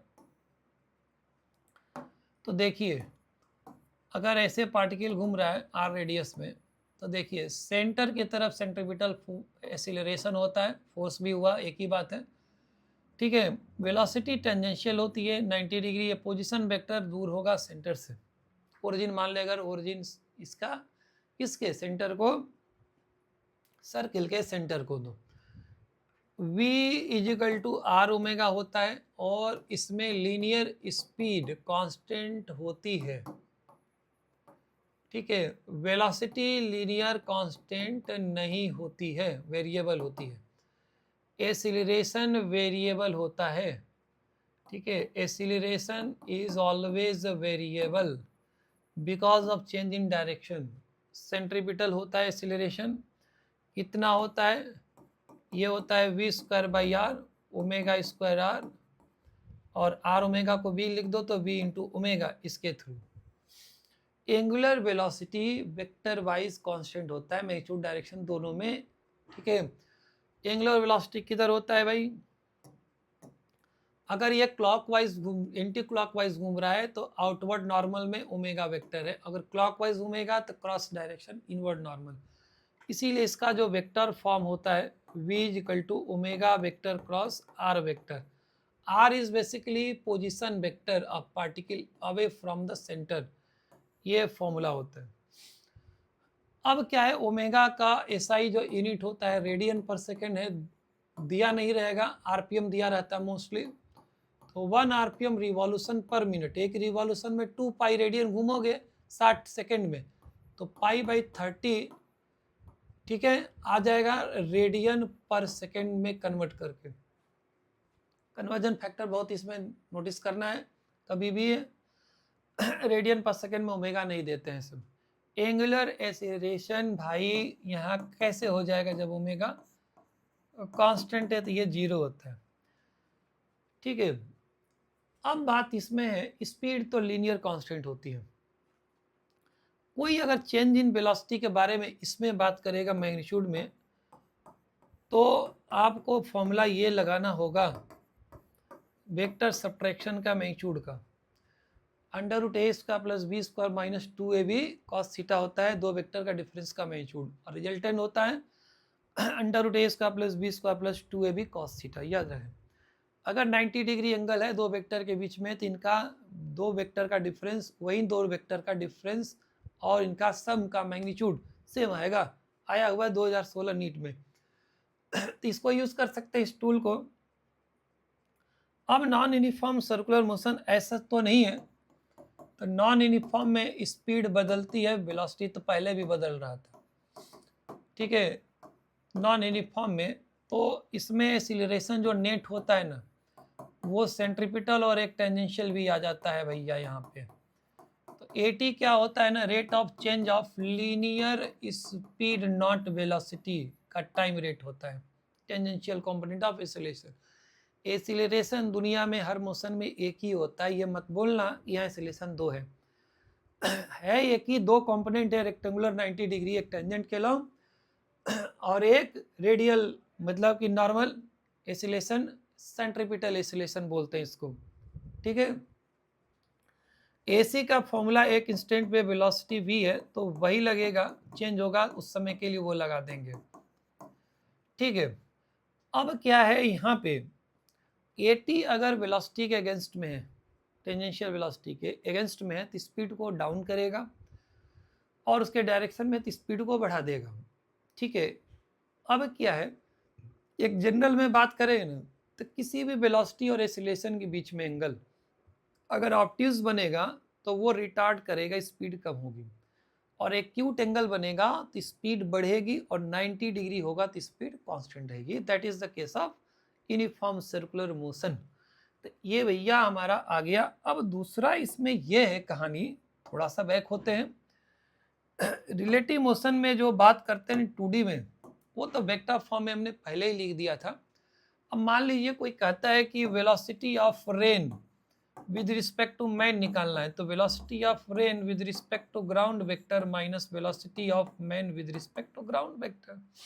वेक्टर घटाने आना चाहिए, डिफरेंस लेने आना चाहिए, आपको वेक्टर डायग्राम में समझ में आना चाहिए, क्योंकि यहाँ मैग्नीट्यूड डायरेक्शन का बहुत लफड़ा है। Rain man problem, velocity of swimmer boat with respect to river is velocity of boat with respect to ground observer minus velocity of river with respect to ground observer। इसमें दो case बनता है river crossing का, दो case. तो इसमें अगर हम बात कर लें, यहाँ पे थोड़ा सा होल्ड करते हुए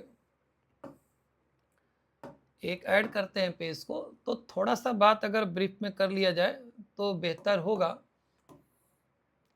बट देखो जनरल फॉर्मूला याद करो, 50 केसेस न याद करो। विड्थ ऑफ रिवर है, रिवर का फ्लो है, रिवर की वेलोसिटी ये ग्राउंड के रिस्पेक्ट में है जनरली, और स्विमर चल रहा है या बोट चल रही है विद रिस्पेक्ट टू रिवर ही होगा, जब तक कोई ने मेंशन करे यही होता है। स्विमर की रिवर के रिस्पेक्ट में वेलोसिटी का ये कंपोनेंट कॉस वाला इधर आया साइन वाला। अब ध्यान से ये देखो, जो समय लगेगा क्रॉसिंग का ना, वो होता है width of river upon B S cos theta ही इसको हेल्प करेगा।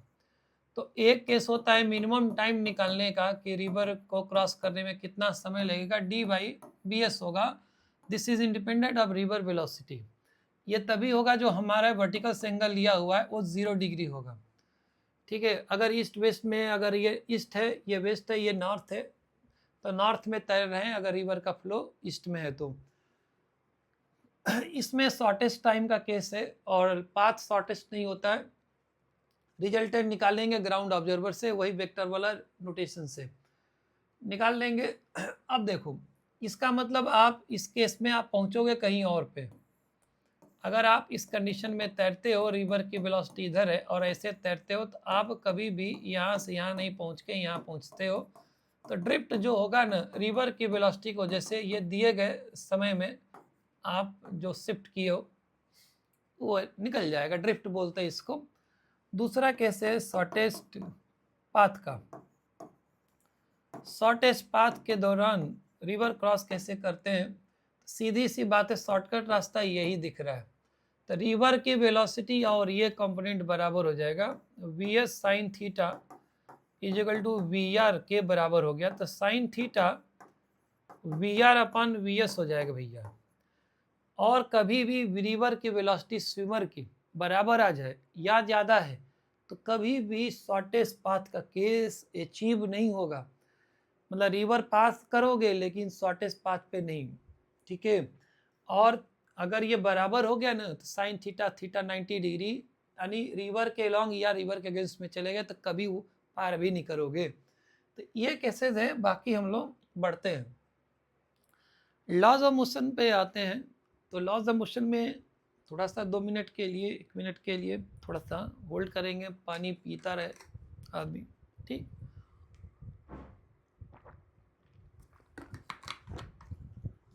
लॉज ऑफ मोशन में बहुत ब्रीफ डिस्कशन है। और लॉज ऑफ मोशन में तो देखिए, आप एक फॉर्मूला बस पढ़ो और 1-2 चीज़ें जानो, बाकी आपको वेक्टर हैंडलिंग, मैथमेटिक्स में डिफरेंशिएशन, इंटीग्रेशन हैंडलिंग ये आएगा तो आप परफेक्ट हो। फर्स्ट लॉ जानते ही हो क्या होता है, अगर कोई ऑब्जेक्ट रेस्ट में, स्टेट ऑफ रेस्ट में है या यूनिफॉर्म मोशन मतलब कांस्टेंट वेलोसिटी से जा रहा है, तो जब तक नेट एक्सटर्नल फोर्स नहीं लगेगा तो वैसे ही जारी रहेगा। सीधे कह दो ना, अगर नेट एक्सटर्नल फोर्स नहीं है तो अनएक्सिलरेटेड रहेगा, एक्सीलरेशन 0 होगा, बात खत्म करो। सेकेंड लॉ है rate of change of linear momentum of particle with respect to time is defined as the net external force acting on the system of particle. Particle है, एक पार्टिकल पे ही लगता ही है। अब बात करें इसी में, देखो एफ नेट एक्सटर्नल फोर्स अगर बात करें तो vector sum of all external forces है। एक एम मास का पार्टिकल पे उसका एक्सीलरेशन ए प्रोड्यूस होगा अगर नेट फोर्स लगता है। फोर्स नेट जो होगा resultant of all external forces always in the direction of acceleration produce in the particle, only for particle लगेगा। ठीक है, ये पार्टिकल बिहेवियर जो रहेगा उसी पर लगेगा। और अगर मान लीजिए मास, वेरिएबल मास सिस्टम का केस है रॉकेट प्रोपल्शन का, इधर साइड में बता देते हैं, बट ऐसे आता नहीं है थ्रस्ट वगैरह।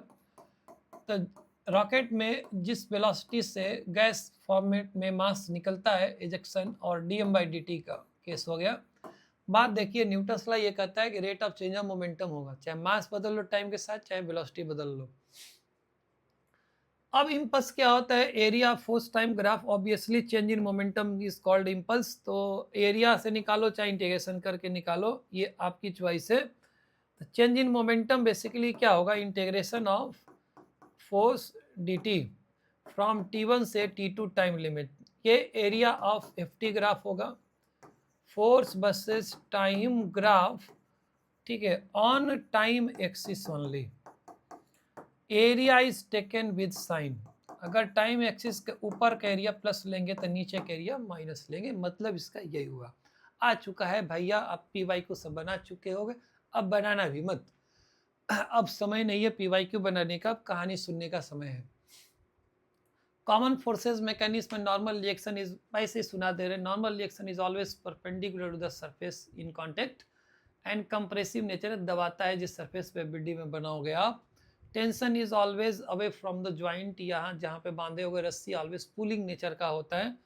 स्प्रिंग फोर्स है फिजिकल टू माइनस के एक्स, के स्प्रिंग कांस्टेंट ऑलवेज पॉजिटिव होता है। एक्सटेंशन है एक्स या कंप्रेशन है उसके अगेंस्ट में लगता है स्प्रिंग फोर्स, वेरिएबल फोर्स होता है। और नेचुरल लेंथ के इनवर्सली प्रोपोर्शनल होता है स्प्रिंग कांस्टेंट, अगर काटोगे स्प्रिंग तो बदलेगा, खींचोगे तो नहीं बदलेगा। तो कभी मान लो आ गया खींच कर लेंथ डबल कर दिया तो मत कहना कि के आधा हो गया, या दबा के आधा कर दिया लेंथ तो के डबल हो गया, गलत हो जाएगा भाई उसी समय तुरंत। ये आदमी लेंथ याद करता जानता नहीं, नेचुरल है, रिलैक्स लेंथ है ये। सीरीज और पैरेलल में कुछ कटिंग के बारे में बात किया गया, ये फॉर्मूला आप ये याद रख सकते हो। सीरीज का ग्रुपिंग ऑफ कॉम्बिनेशन में पैरेलल जैसा इक्विवेलेंट रेजिस्टेंस का होता है उसका लगता है, और पैरेलल ग्रुपिंग में ये लगता है सीरीज जैसा रेजिस्टेंस का। और सीरीज में क्या होता है ना कि स्प्रिंग फोर्स सब सेम होता है इन सारे springs connected in series grouping में, और पैरेलल में एक्सटेंशन या कंप्रेशन सेम होता है इन ऑल में। ये बेसिक है, याद रहेगा तो सारा काम हो जाएगा। बड़ी तेजी से बढ़ते हैं। कंजर्वेशन ऑफ लीनियर मोमेंटम क्या, अगर नेट एक्सटर्नल फोर्स किसी सिस्टम पे जीरो है, कोई भी सिस्टम हो भाई, रिजिड बॉडी का सिस्टम हो, पार्टिकल का, रिजिड बॉडी प्लस पार्टिकल है, यहाँ पर रोटेशन में भी बात सोच लो, तो टोटल एक्सटर्नल फोर्स का वेक्टर सम अगर जीरो है, कोई और कंडीशन नहीं लगाना, तो लीनियर मोमेंटम कंजर्व होता है। रोटेशन में बोलते हैं तो बोलते हैं net external torque about any point और एक्सिस अगर जीरो है तो उस पॉइंट और एक्सिस के अबाउट एंगुलर मोमेंटम कंजर्व होता है। न इसका उससे कनेक्शन है, न उसका इससे, दोनों दो चीजें अलग है। कनेक्टेड बॉडीज का मतलब क्या होता है कि डिस्टेंस मूवमेंट सब सेम होता है, इसमें कॉमन एक्सीलरेशन आता है। नेट पुलिंग या पुशिंग फोर्स, पुलिंग या नेट पुश करने वाला pushing force on entire connected system divided by total mass in motion. इसी से भैया बनाना है, नहीं तो नहीं बनाना है। ये कितना फॉर्मूला रटोगे आप। नेट पुलिंग फोर्स पूरे कनेक्टेड सिस्टम कैसे पहचानेंगे, एक जितना चलेगा उतना ही सब डिस्टेंस चलेगा। एक का एक्सीलरेशन ए है तो सबका एक्सीलरेशन मैग्नीट्यूड बाई ए ही है, डायरेक्शन की कोई गारंटी नहीं बोल रहे। ऐसे सिस्टम को कनेक्टेड सिस्टम बोलते हैं, और सिर्फ यही आता आएगा तो यही, नहीं तो नहीं। फ्रिक्शन लगा दो तो ठीक है, नहीं तो स्मूथ रहेगा तो कोई दिक्कत नहीं है। इक्विलिब्रियम क्या होता है भाई, यहाँ नहीं लिख रहे हैं। इक्विलिब्रियम ऑफ पार्टिकल, देखो मेरा सुनना ज़्यादा इंपॉर्टेंट होता है, लिखना आप लिखावट मत देखना। सुन लोगे ना, आंख बंद करके नींद में भी सुनते रहोगे, ठीक है, तो भी काम हो जाएगा भाई।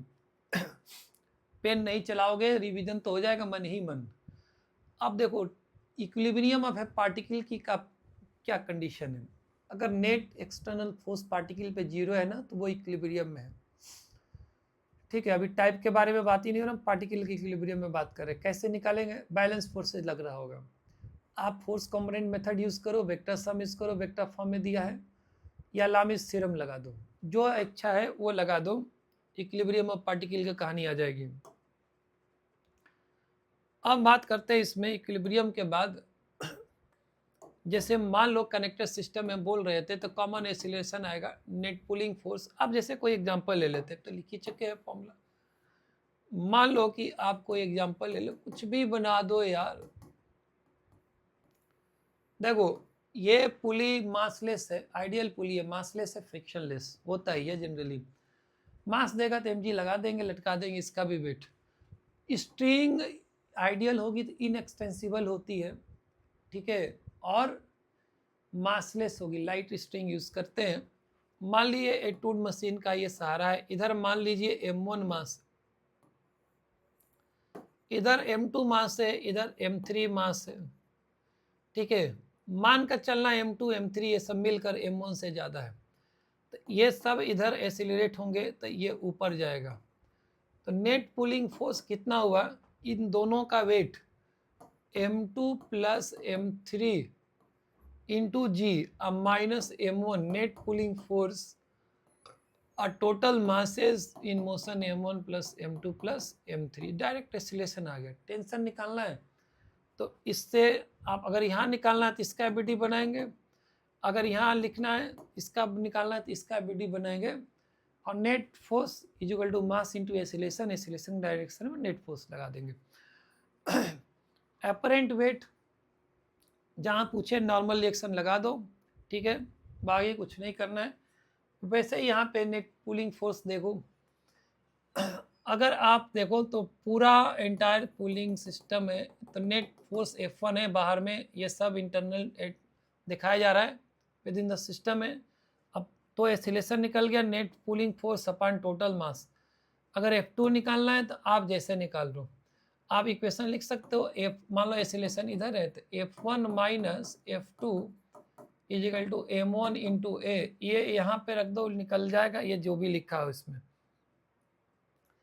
F1 F2 F3, F1 अगर गिवन फॉर्मेट में है तो आप ये याद करने की कोशिश न करें। इनर्शियल फ्रेम क्या होता है? अनएसिलरेटेड फ्रेम जिसका एक्सीलरेशन 0 होता है, ठीक है, या तो रेस्ट में होगा या कांस्टेंट वेलोसिटी चल रही कोई गाड़ी, वो इनर्शियल फ्रेम कराता है। और जो इनर्शियल नहीं होता है, एक्सीलरेटिंग फ्रेम है, तो नॉन इनर्शियल हो गया, अलग से लिखने की जरूरत नहीं है, ठीक है। सूडो फोर्स क्या होता है? तो जिस पार्टिकल पे लगाना है उसका मास और एक्सीलरेशन उस एक्सीलरेटिंग फ्रेम का प्रोडक्ट कर लो और डायरेक्शन में उल्टा लगा दो एफबीडी में।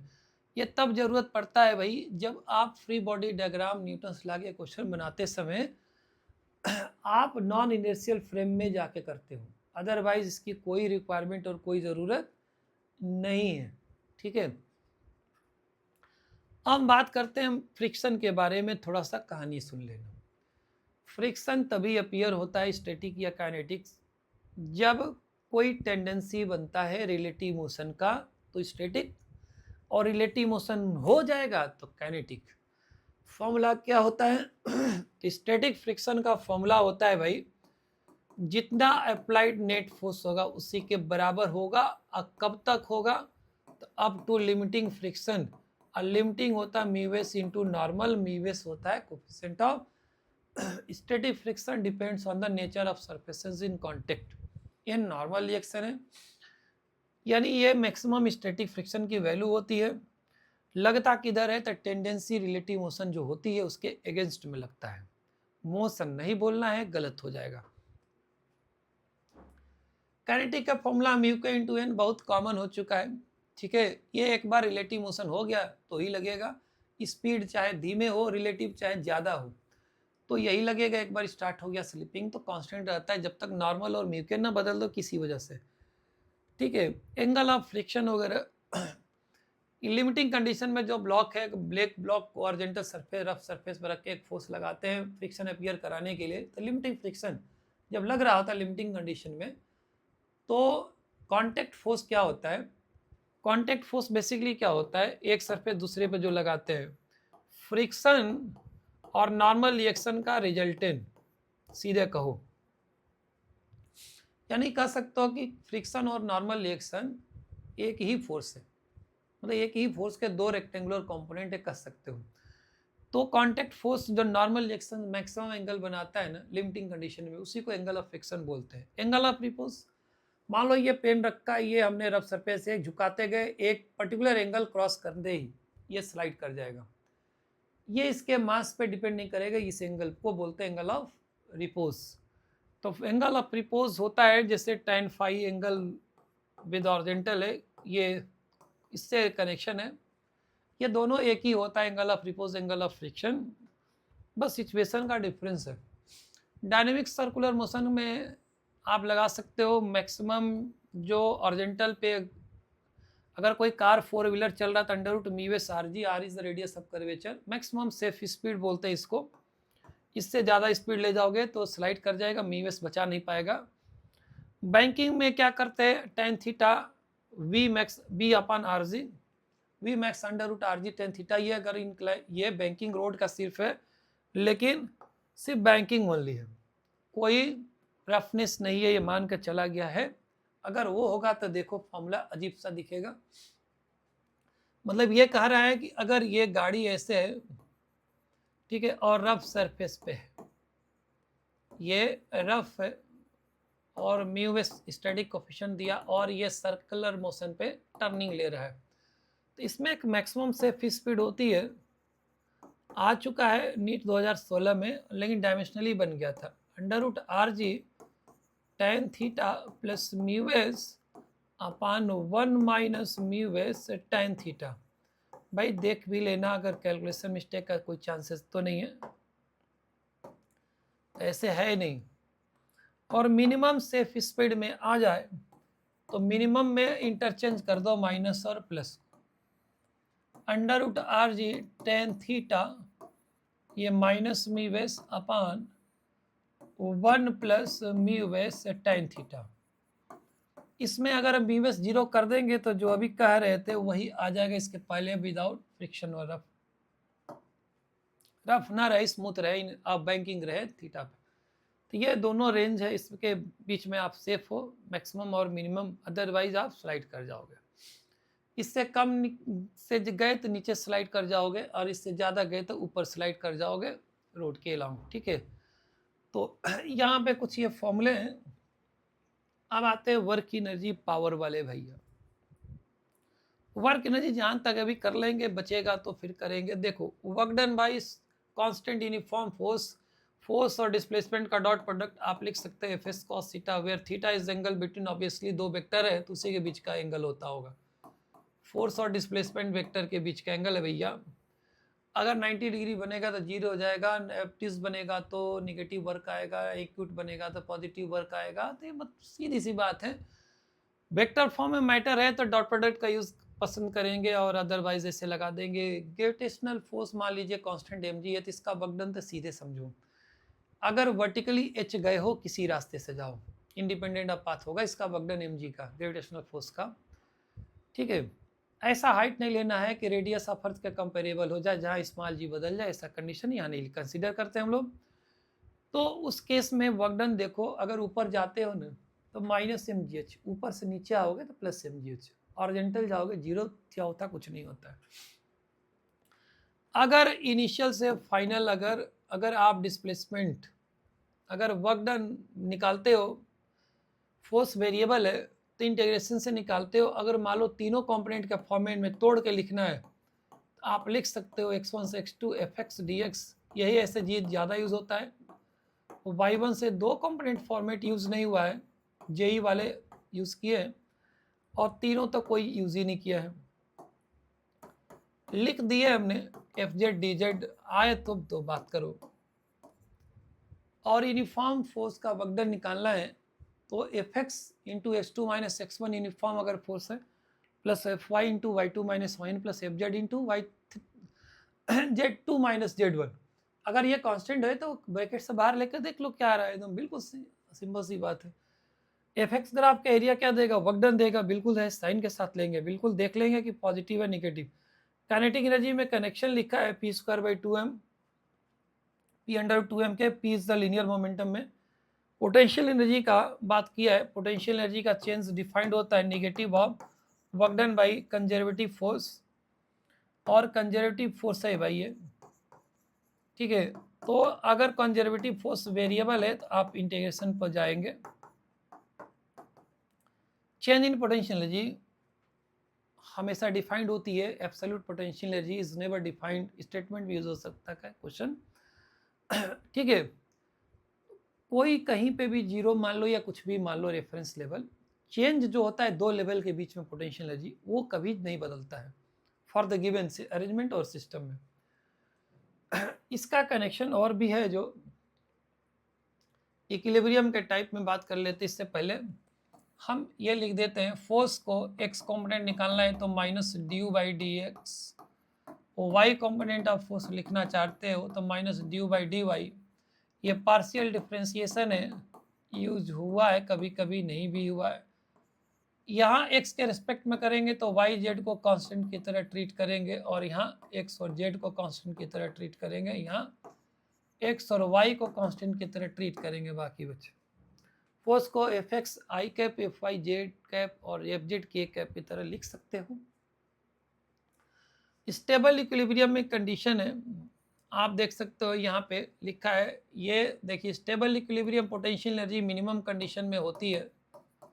तो मिनिमा की कंडीशन लिख रहे हो आप, सेकंड डेरिवेटिव पॉजिटिव होना चाहिए जिस पर चेक करें। अनस्टेबल में ये चीज़ उल्टा लिखा है, पोटेंशियल एनर्जी मैक्सिमम कंडीशन में यहाँ पोटेंशियल एनर्जी बदलती है, सारा डेरिवेटिव जीरो है। वर्क एनर्जी थ्योरम क्या होता है, change in kinetic energy final minus initial kinetic energy या पार्टिकल सिस्टम और पार्टिकल रिजिड बॉडी, किस पर लगा दो, sum of work done by all the forces. All forces में कोई क्वेश्चन मार्क नहीं है, conservative force, non conservative force, air resistive force, वही सब कुछ आगे। सूडो फोर्स इफ एनी अगर है तो, internal force, external force, all forces. मतलब कोई ऑब्जेक्शन नहीं है कि इंटरनल फोर्स नहीं होगा। बहुत लोग सोचते हैं कि एक्सटर्नल फोर्स होता है, ऐसा कुछ भी नहीं है, ठीक है। मैकेनिकल एनर्जी कब कंजर्व करते हैं, काइनेटिक एनर्जी पोटेंशियल एनर्जी का सम कब कंजर्व होता है, सिर्फ external forces acting on the system पे जीरो हो, बल्कि या ये कहो दो कि बेहतर ये होगा कि एक्सटर्नल फोर्सेस का वर्कडन क्या हो, जीरो। फोर्स से ऑब्जेक्शनेबल नहीं है, ठीक है, ये वर्कडन से रिलेटेड है, वर्कडन बाय एक्सटर्नल फोर्सेस नहीं होना चाहिए। नॉन कंजर्वेटिव फोर्सेस का ऑब्जेक्शन नहीं, उसका वर्कडन जीरो होना चाहिए, ठीक है। या सीधे कहो तो विद इन द सिस्टम सिर्फ कंजर्वेटिव फोर्सेस ऑपरेटिव होना चाहिए। मैकेनिकल एनर्जी कंजर्वेशन अप्लाई कर सकते हैं। वर्क एनर्जी थ्योरम बिंदास से कभी भी अप्लाई कर दो। Average power, total work done, net work done upon total time, किसी भी इंटरवल में निकला है। और इंस्टेंटेनियस पावर का फॉर्मूला है इसमें सीधा सा, फोर्स और इंस्टेंटेनियस फोर्स, इंस्टेंटेनियस वेलोसिटी का डॉट प्रोडक्ट तोड़ दो, एफ बी कॉस थीटा।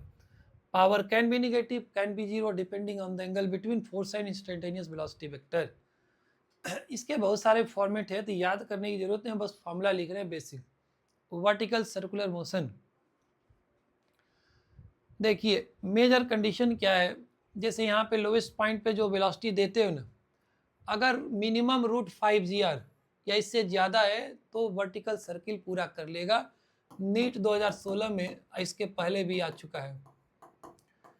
अब देखो इस कंडीशन में कुछ जगह की वेलोसिटी दी गई है, बाकी ऑसिलेशन की कंडीशन ये होती है कि जो लोवेस्ट पॉइंट वेलोसिटी है मैक्सिमम √2 g होना चाहिए। 90 डिग्री के आगे ऑसिलेशन पॉसिबल नहीं है, ठीक है। अगर आप टेंशन ओवर इसके इक्वेशन लिखते हो, T minus mg cos theta equal to mv square by, यहाँ का वेलोसिटी v है अपान रेडियस। और दूसरा कि अगर मान लो h हाइट पे जाते हो यहाँ से, यहाँ ये u दिया हो, यहाँ पे v वेलोसिटी, तो आप ये लिख सकते हो v square equal to u square minus 2gh। बस ये दो से सारा दुनिया का बन जाएगा, नीट 25 का भी बन जाएगा। नीट 25 में बेसिक इतना यूज हुआ, लेकिन वहाँ condition of living the circular track था। अगर √2 g अधिकतम देंगे तो ऑसिलेट करेगा, √5 g दे दिए तो पूरा कर जाएगा ना। दोनों में से हम क्या करेंगे, ऑसिलेशन नहीं होने देंगे। तो लोवेस्ट पॉइंट पे जो यू बोल रहे हो लोवेस्ट पॉइंट पे है, अगर √2 g से दे देंगे ज़्यादा तो क्रॉस कर जाएगा 90 डिग्री, तो ऑसिलेशन की संभावना खत्म हो गई। और √5 g नहीं देंगे तो सर्किल पूरा नहीं करने देंगे। यही आया था 25 में, कैलकुलेशन था, कोई दिक्कत नहीं है। अब आते हैं इसमें सेंटर ऑफ मास। तो सेंटर ऑफ मास का पोजीशन वेक्टर निकालना है, तो m1 r1 vector, m2 r2 vector, m3 r3 vector, नीचे टोटल सम। आप इसको ऐसे वेक्टर फॉर्मेट में लिख सकते हो, ठीक है। वेक्टर फॉर्म में लिखा, वेक्टर लगा दिया। आप चाहते हो तो अलग अलग भी लिख सकते हो। कैसे, मान लीजिए RCM वेक्टर लिखना चाहते हो तो XCM अलग निकालो, I कैप लगा दो, YCM अलग निकालो, J कैप लगा दो, ZCM अलग लिखो, K कैप लगा दो। कैसे लगाओगे, XDM upon integration DM, YCM integration YDM upon DM, ऐसे सिमिलरली। ये क्या देता है, टोटल मास देगा सिस्टम का। अब देखिए ये डिस्क्रीट सिस्टम के लिए M1 M2 वाला कॉन्सेप्ट है, ये कंटिन्यूअस मास डिस्ट्रीब्यूशन के लिए है। कंटिन्यूअस मास डिस्ट्रीब्यूशन में कुछ का सेंटर मास आप याद रखो, हम ओरली बोल रहे हैं, लिख नहीं रहे हैं। पहली बात तो जितने भी यूनिफॉर्म मास का डिस्ट्रीब्यूशन वाली बॉडी है उसका सेंटर ऑफ मास उसके ज्योमेट्री का सेंटर पे होता है, दैट्स ऑल। यूनिफॉर्म रॉड है उसके सेंटर पे L/2 फ्रॉम एंड, ठीक है। ट्रायंगुलर प्लेट है उसके सेंटर ऑफ ट्रायंगल,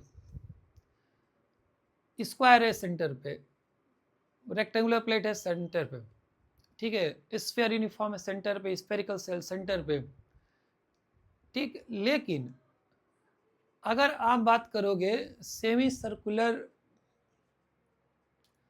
आप बात करो सेमी सर्कुलर रिंग में, इसी में बात कर लें जरा।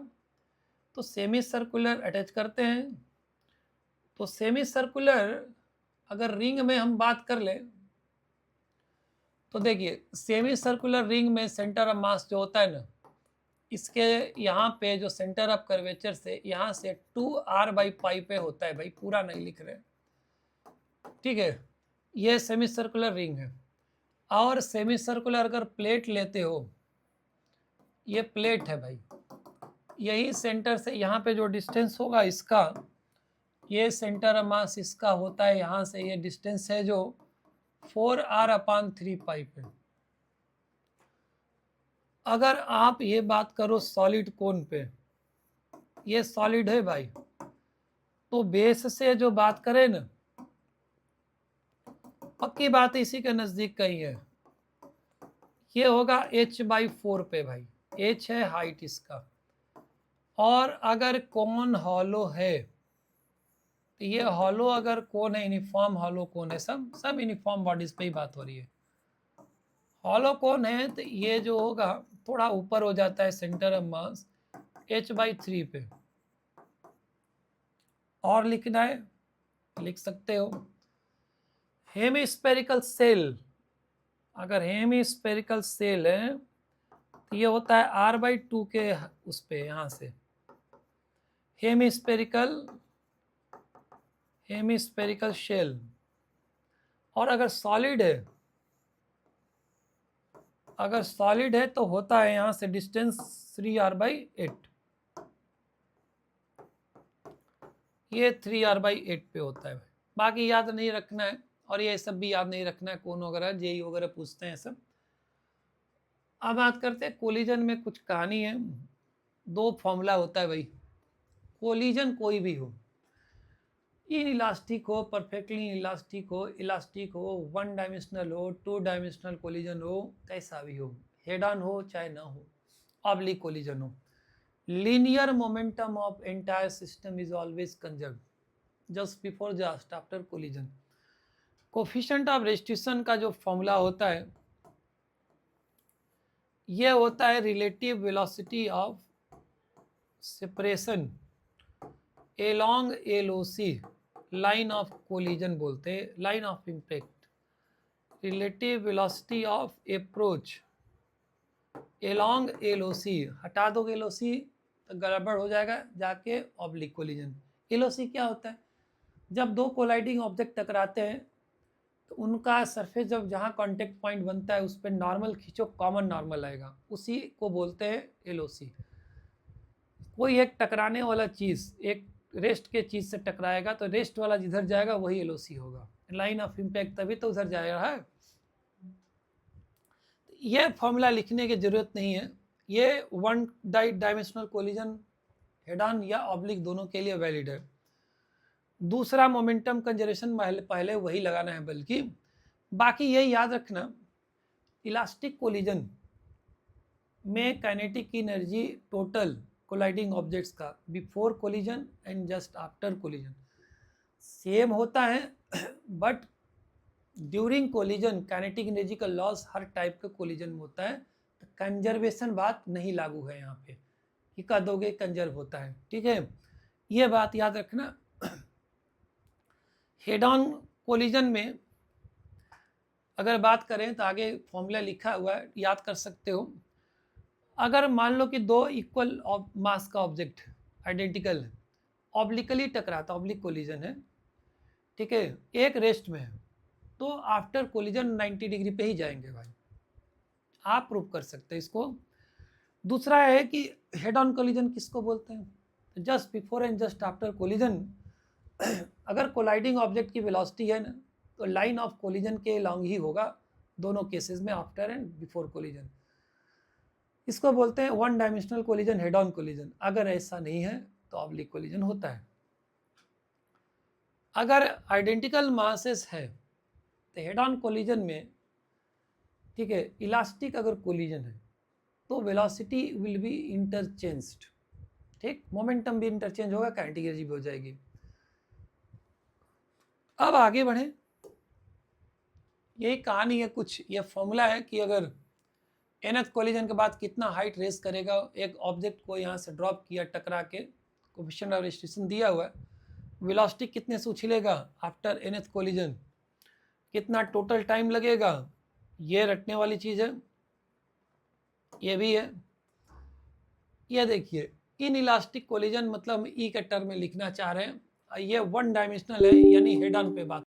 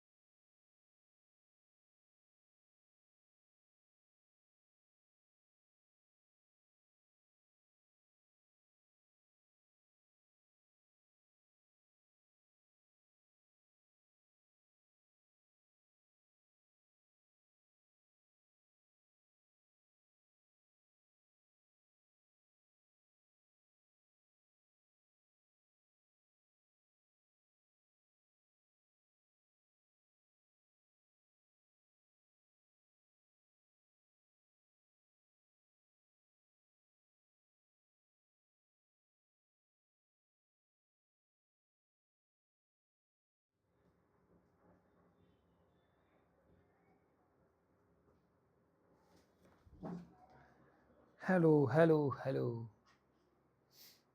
हेलो। डिस्टर्बेंस हो गया था थोड़ा सा, तो इसमें कंटिन्यू करते हैं। रोटेशन में अगर कोई पार्ट मिसिंग हुआ होगा तो एक बार हम आ जाते हैं, पता नहीं कहाँ से मिसिंग था ये भाई। ठीक है, तो वापस आ जाते हैं सेंटर ऑफ मास से पूरा पावर तक। तो ये जस्ट फॉर्मूले हैं, इसमें लिखे गए हैं, सेंटर ऑफ मास के कुछ कोलिजन के कॉन्सेप्ट्स लिखे गए हैं। रोटेशन में force into perpendicular distance torque निकालने का है। एंगुलर मोमेंटम किसी भी पार्टिकल का किसी गिवन पॉइंट के अबाउट अगर निकालते हैं तो फॉर्मूला देखिए क्या होता है। मेजर यूज में होता आर क्रॉस पी, लिखे हूँ पी मोमेंटम है, मेजरली ये यूज होता है momentum m b r perpendicular distance.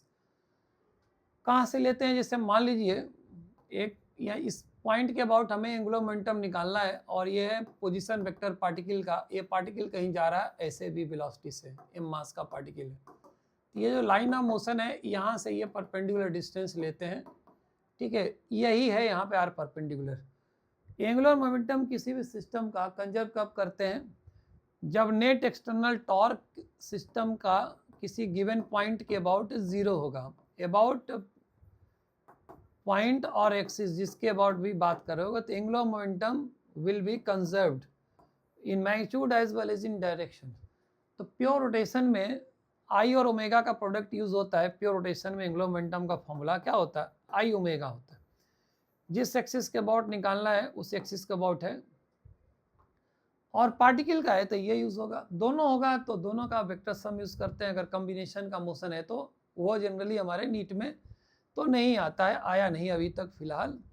तो अलग फॉर्मूला होता है कंबाइंड सिस्टम के लिए। किसी पॉइंट के अबाउट अगर निकालते हो सिस्टम का किसी गिवन पॉइंट के अबाउट तो उसमें अलग होता है सेंटर ऑफ मास के अबाउट।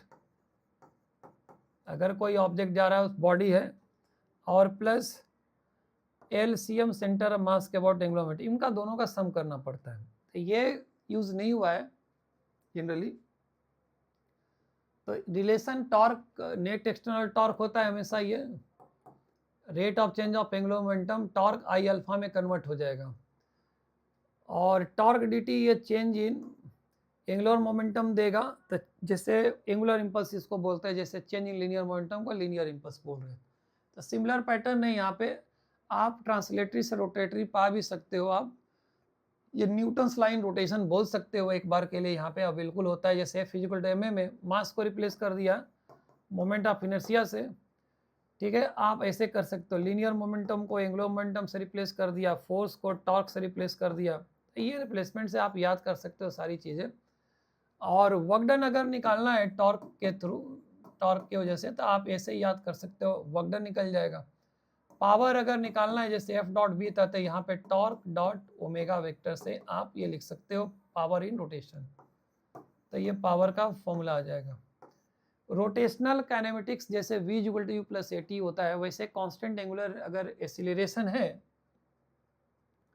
अगर कांस्टेंट एंगुलर एक्सीलरेशन है अल्फा कांस्टेंट है, तो जैसे v equal to you plus A T बोला करते थे ऐसे यूज करेंगे।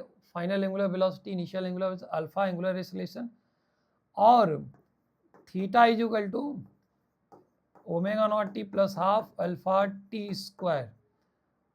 Omega square is equal to omega not square plus 2 alpha theta.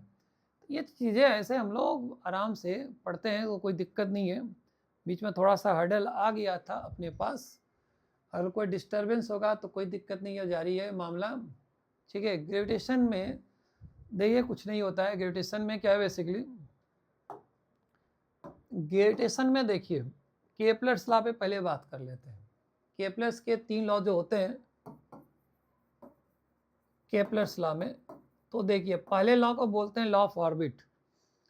कहता है कि all planet around revolve around the sun in an elliptical orbit in which the sun is located at one of the 2 foci. 2 focus होता है ellipse में, किसी एक पर locate करके। ठीक है, फर्स्ट लॉ का कोई न्यूमेरिकल यूज नहीं है। सेकेंड लॉ क्या कहता है, इसको बोलते हैं लॉ ऑफ, क्या बोलते हैं, एरिया।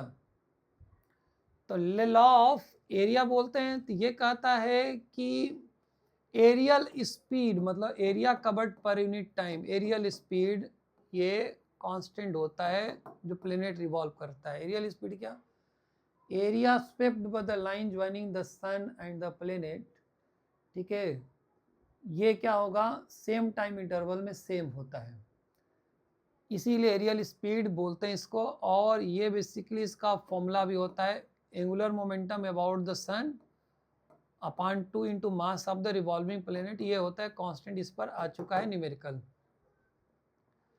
तो एंगुलर मोमेंटम कंजर्वेशन पे ये सेकंड लॉ है based, it is consequence of conservation of angular momentum, क्योंकि ग्रेविटेशनल फोर्स का जो टॉर्क है सन के अबाउट 0 होता है, क्योंकि वहीं से पास होता है तो परपेंडिकुलर डिस्टेंस आएगा नहीं, इसीलिए एंगुलर मोमेंटम कंजर्व है, इसीलिए ये एरियल स्पीड कांस्टेंट होता है। और अगर इलिप्टिकल ऑर्बिट में जहाँ तक बात है अगर देखेंगे तो इलिप्टिकल ऑर्बिट में अगर हम चले यहाँ पे तो सबसे नज़दीक वाला पास वाला पेरीहिलियन और दूर वाला एपीहिलियन होता है, और यहाँ सन लोकेट कर दो तो सबसे ज़्यादा स्पीड यहीं होती है, मैक्सिमम स्पीड होती है, और यहाँ पे सबसे मिनिमम स्पीड होती है। MBR परपेंडिकुलर से आप निकाल सकते हैं, न्यूमेरिकल आ भी चुका है पहले इसके। थर्ड लॉ क्या होता है, कहता है कि square of time period of revolution of the planet around the sun is directly proportional to the cubic power of length of semi major axis of the ellipse.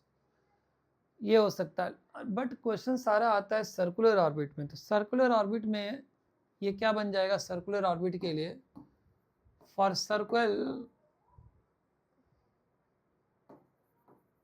Circular orbit में जो होगा ये रेडियस बन जाएगा a, तो T square proportional to R cube कर सकते हो।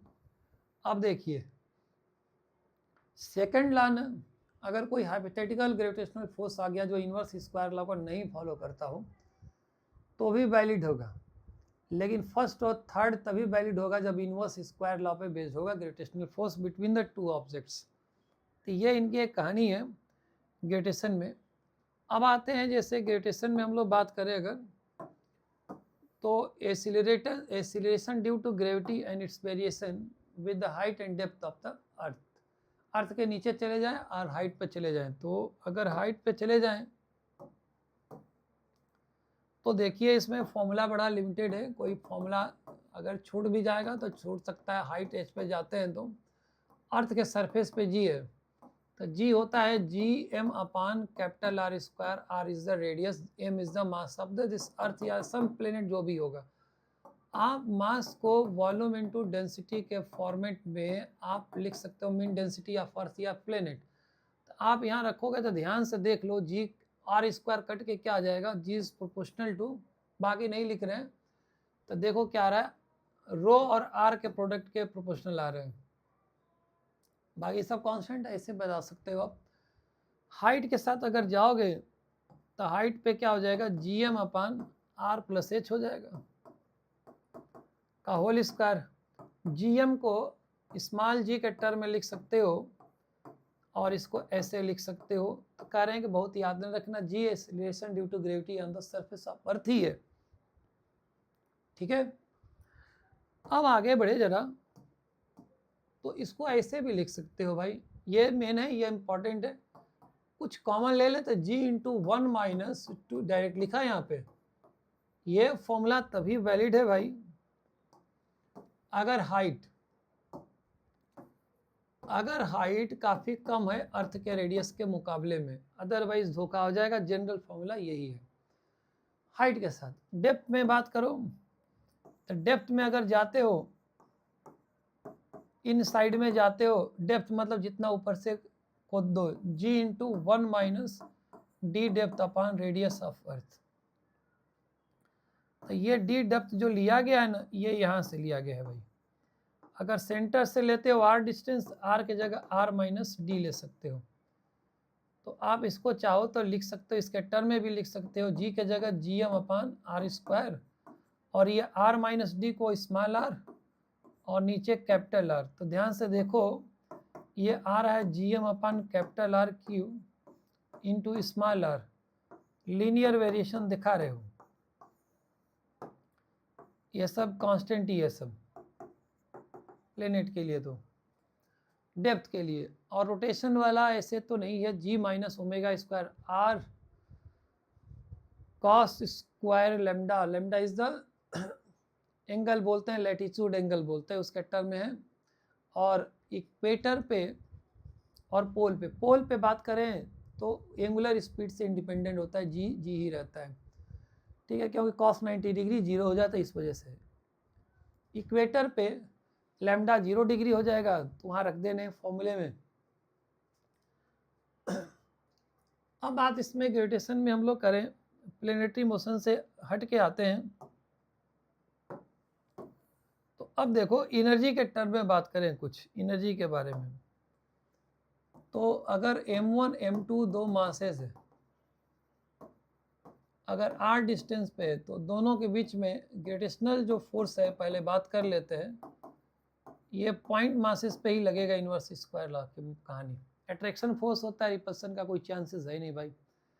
और एनर्जी के टर्म में पोटेंशियल एनर्जी ग्रेविटेशनल में बात करें तो एनर्जी का जो खेल है minus G m1 m2 by are.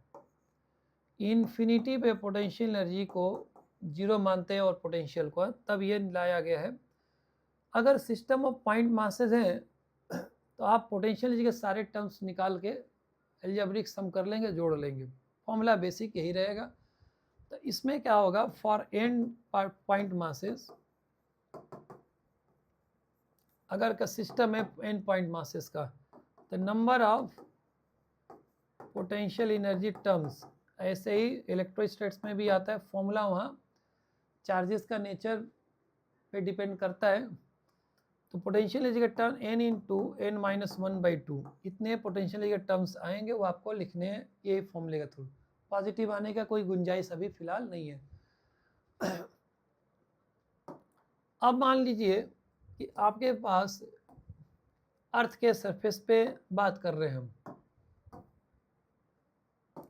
मान लीजिए एम मास का आर रेडियस का अर्थ है, ये कोई प्लेनेट है, इसके सरफेस पे एक मास रखा है, तो सरफेस पे पोटेंशियल एनर्जी जो होगी ना minus G M M by R radius.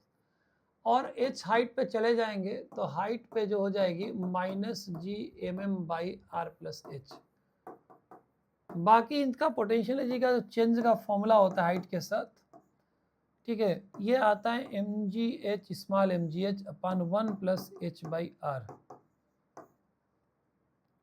Small G जो देख रहे हो आप अर्थ के सरफेस पे, तो एक और फॉर्मेट यूज कर सकते हो, कैपिटल जी एम के टर्म में भी लिख सकते हो। अगर स्मॉल एच काफ़ी कम है रेडियस के मुकाबले, तो स्मॉल एम जी एच आएगा मैकेनिक्स की तरह जो आप बात करते थे वर्क एनर्जी पावर में। एच की वैल्यू आर रख दो तो एम जी आर अपॉइंट 2 आ जाएगा, नीट 2019 का क्वेश्चन है। तो ये change in gravitational potential energy with the height है, ये फॉर्मूला अंदर से अगर कहीं जाते हो तो इनवैलिड है। उस केस में निकालेंगे कैसे, तो उस केस में हम लोग निकालेंगे potential energy gravitational small m into उस पॉइंट पे ग्रेविटेशनल पोटेंशियल का एक्सप्रेशन। तो ग्रेविटेशनल जो पोटेंशियल होता है, पोटेंशियल के बारे में बात कर रहे हैं, तो ये इलेक्ट्रोस्टैटिक्स से मैच करा के हम लोग फॉर्मूला पा जाते हैं। तो यहाँ थोड़ा सा जानकारी रखना पड़ेगा, बात कर लेंगे भले ही फॉर्मूले का। अब दूसरा इसमें क्या है, जो मेन पोर्शन पे बात करें, तो मेन पोर्शन में एनर्जी का एक कॉन्सेप्ट आ गया, चेंज इन पोटेंशियल एनर्जी के बारे में बात कर लिया।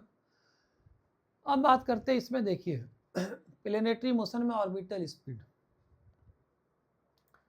तो ऑर्बिटल स्पीड में अगर बात करें, मान लो कोई एक प्लेनेट है, अर्थ ही ले लो, इसके चारों ओर एक प्लेनेट रिवॉल्व कर रहा है।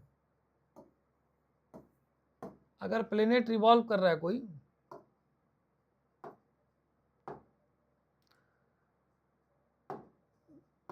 तो क्या करेंगे इसमें, कैसे करेंगे, तो यहाँ पे चेंज कर देते हैं हम लोग, इसको उड़ा देते हैं और दूसरा लगा देते हैं, ठीक है।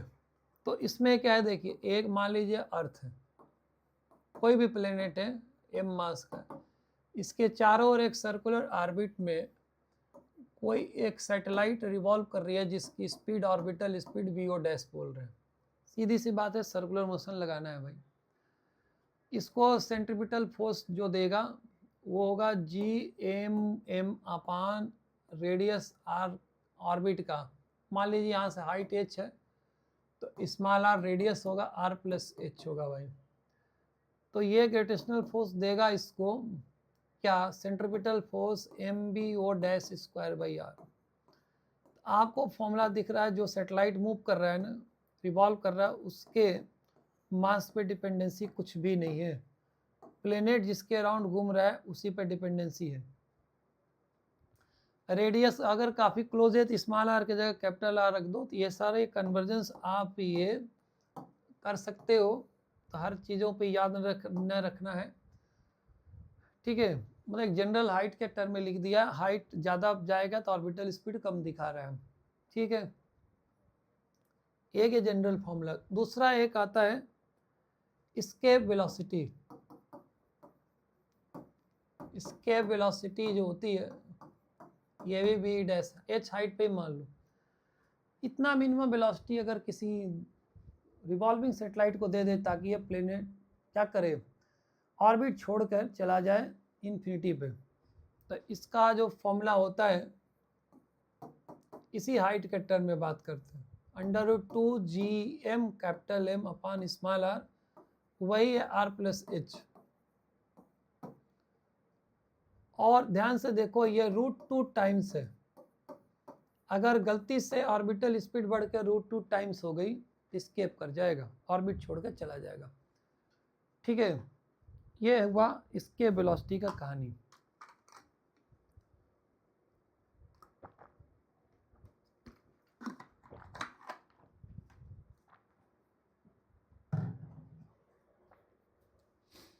ठीक है, अब इसमें ये बताइए, हम मास के जगह ये नहीं लिख सकते हैं क्या, मास के जगह 4/3 पाई capital R Q volume into density, mean density, इसको आप अगर रख दो यहाँ पे तो बात सिर्फ प्रोपोर्शनलिटी में अगर करा जाए, आप रख सकते हो, पूरा ही रख दो। 2gm के जगह 4 pi capital R cube into rho upon 3 into small R रख दो, स्मॉल आर ही रहने दो, ये आ जाएगा। और अगर स्मॉल आर के जगह कैपिटल आर करोगे, ठीक है, अगर करेंगे तो एक कैपिटल आर कट के आर स्क्वायर आके बाहर आ जाएगा। तो इसको ऐसे लिख सकते हो, अगर इफ स्मॉल आर रेडियस अर्थ के रेडियस के बराबर हो गया, यानी क्लोज आ गया, यानी हम बात करते हैं सरफेस पे इसके वेलोसिटी के बारे में, तो सरफेस पे इसके वेलोसिटी प्रोपोर्शनल टू होगा, देखो आर स्क्वायर बन के आर आ जाएगा √ρ। ये आया है कई बार नीट में, 16 में भी है, पहले भी है, बाद में भी है, तो ये यूज होता है इसमें इसके वेलोसिटी। अब मान लो कि अगर कोई प्लेनेट है, ठीक है, और इसके वेलोसिटी से ज़्यादा से प्रोजेक्ट करते हैं सरफेस से, तो इसको इंटरस्टेलर स्पेस में चलने वाली जो स्पीड आती है, जो वेलोसिटी हम देंगे वो वाली -v का स्क्वायर, ये आ जाएगा। ये जो v है ना, v से ज़्यादा है, मान लो 2v है, 2ve का स्क्वायर हो जाएगा 4v स्क्वायर, ये आ जाएगा। और इंटरस्टेलर स्पीड है, अगर मान लो हम फेंकेंगे स्केप से तो 0 हो जाएगा, इंटरस्टेलर स्पेस में नहीं चलेगा। मैकेनिकल एनर्जी कंजर्वेशन इसमें लगाते हैं, लेकिन ये मानते हुए लगाते हैं कि कोई भी एयर रेजिस्टेंस रास्ते में नहीं है, ये बात ध्यान में रहे बस। ये ऑर्बिटल स्पीड, इसमें अब बात कर ले हैं जरा एनर्जी के टर्म में। अगर ऑर्बिटल स्पीड से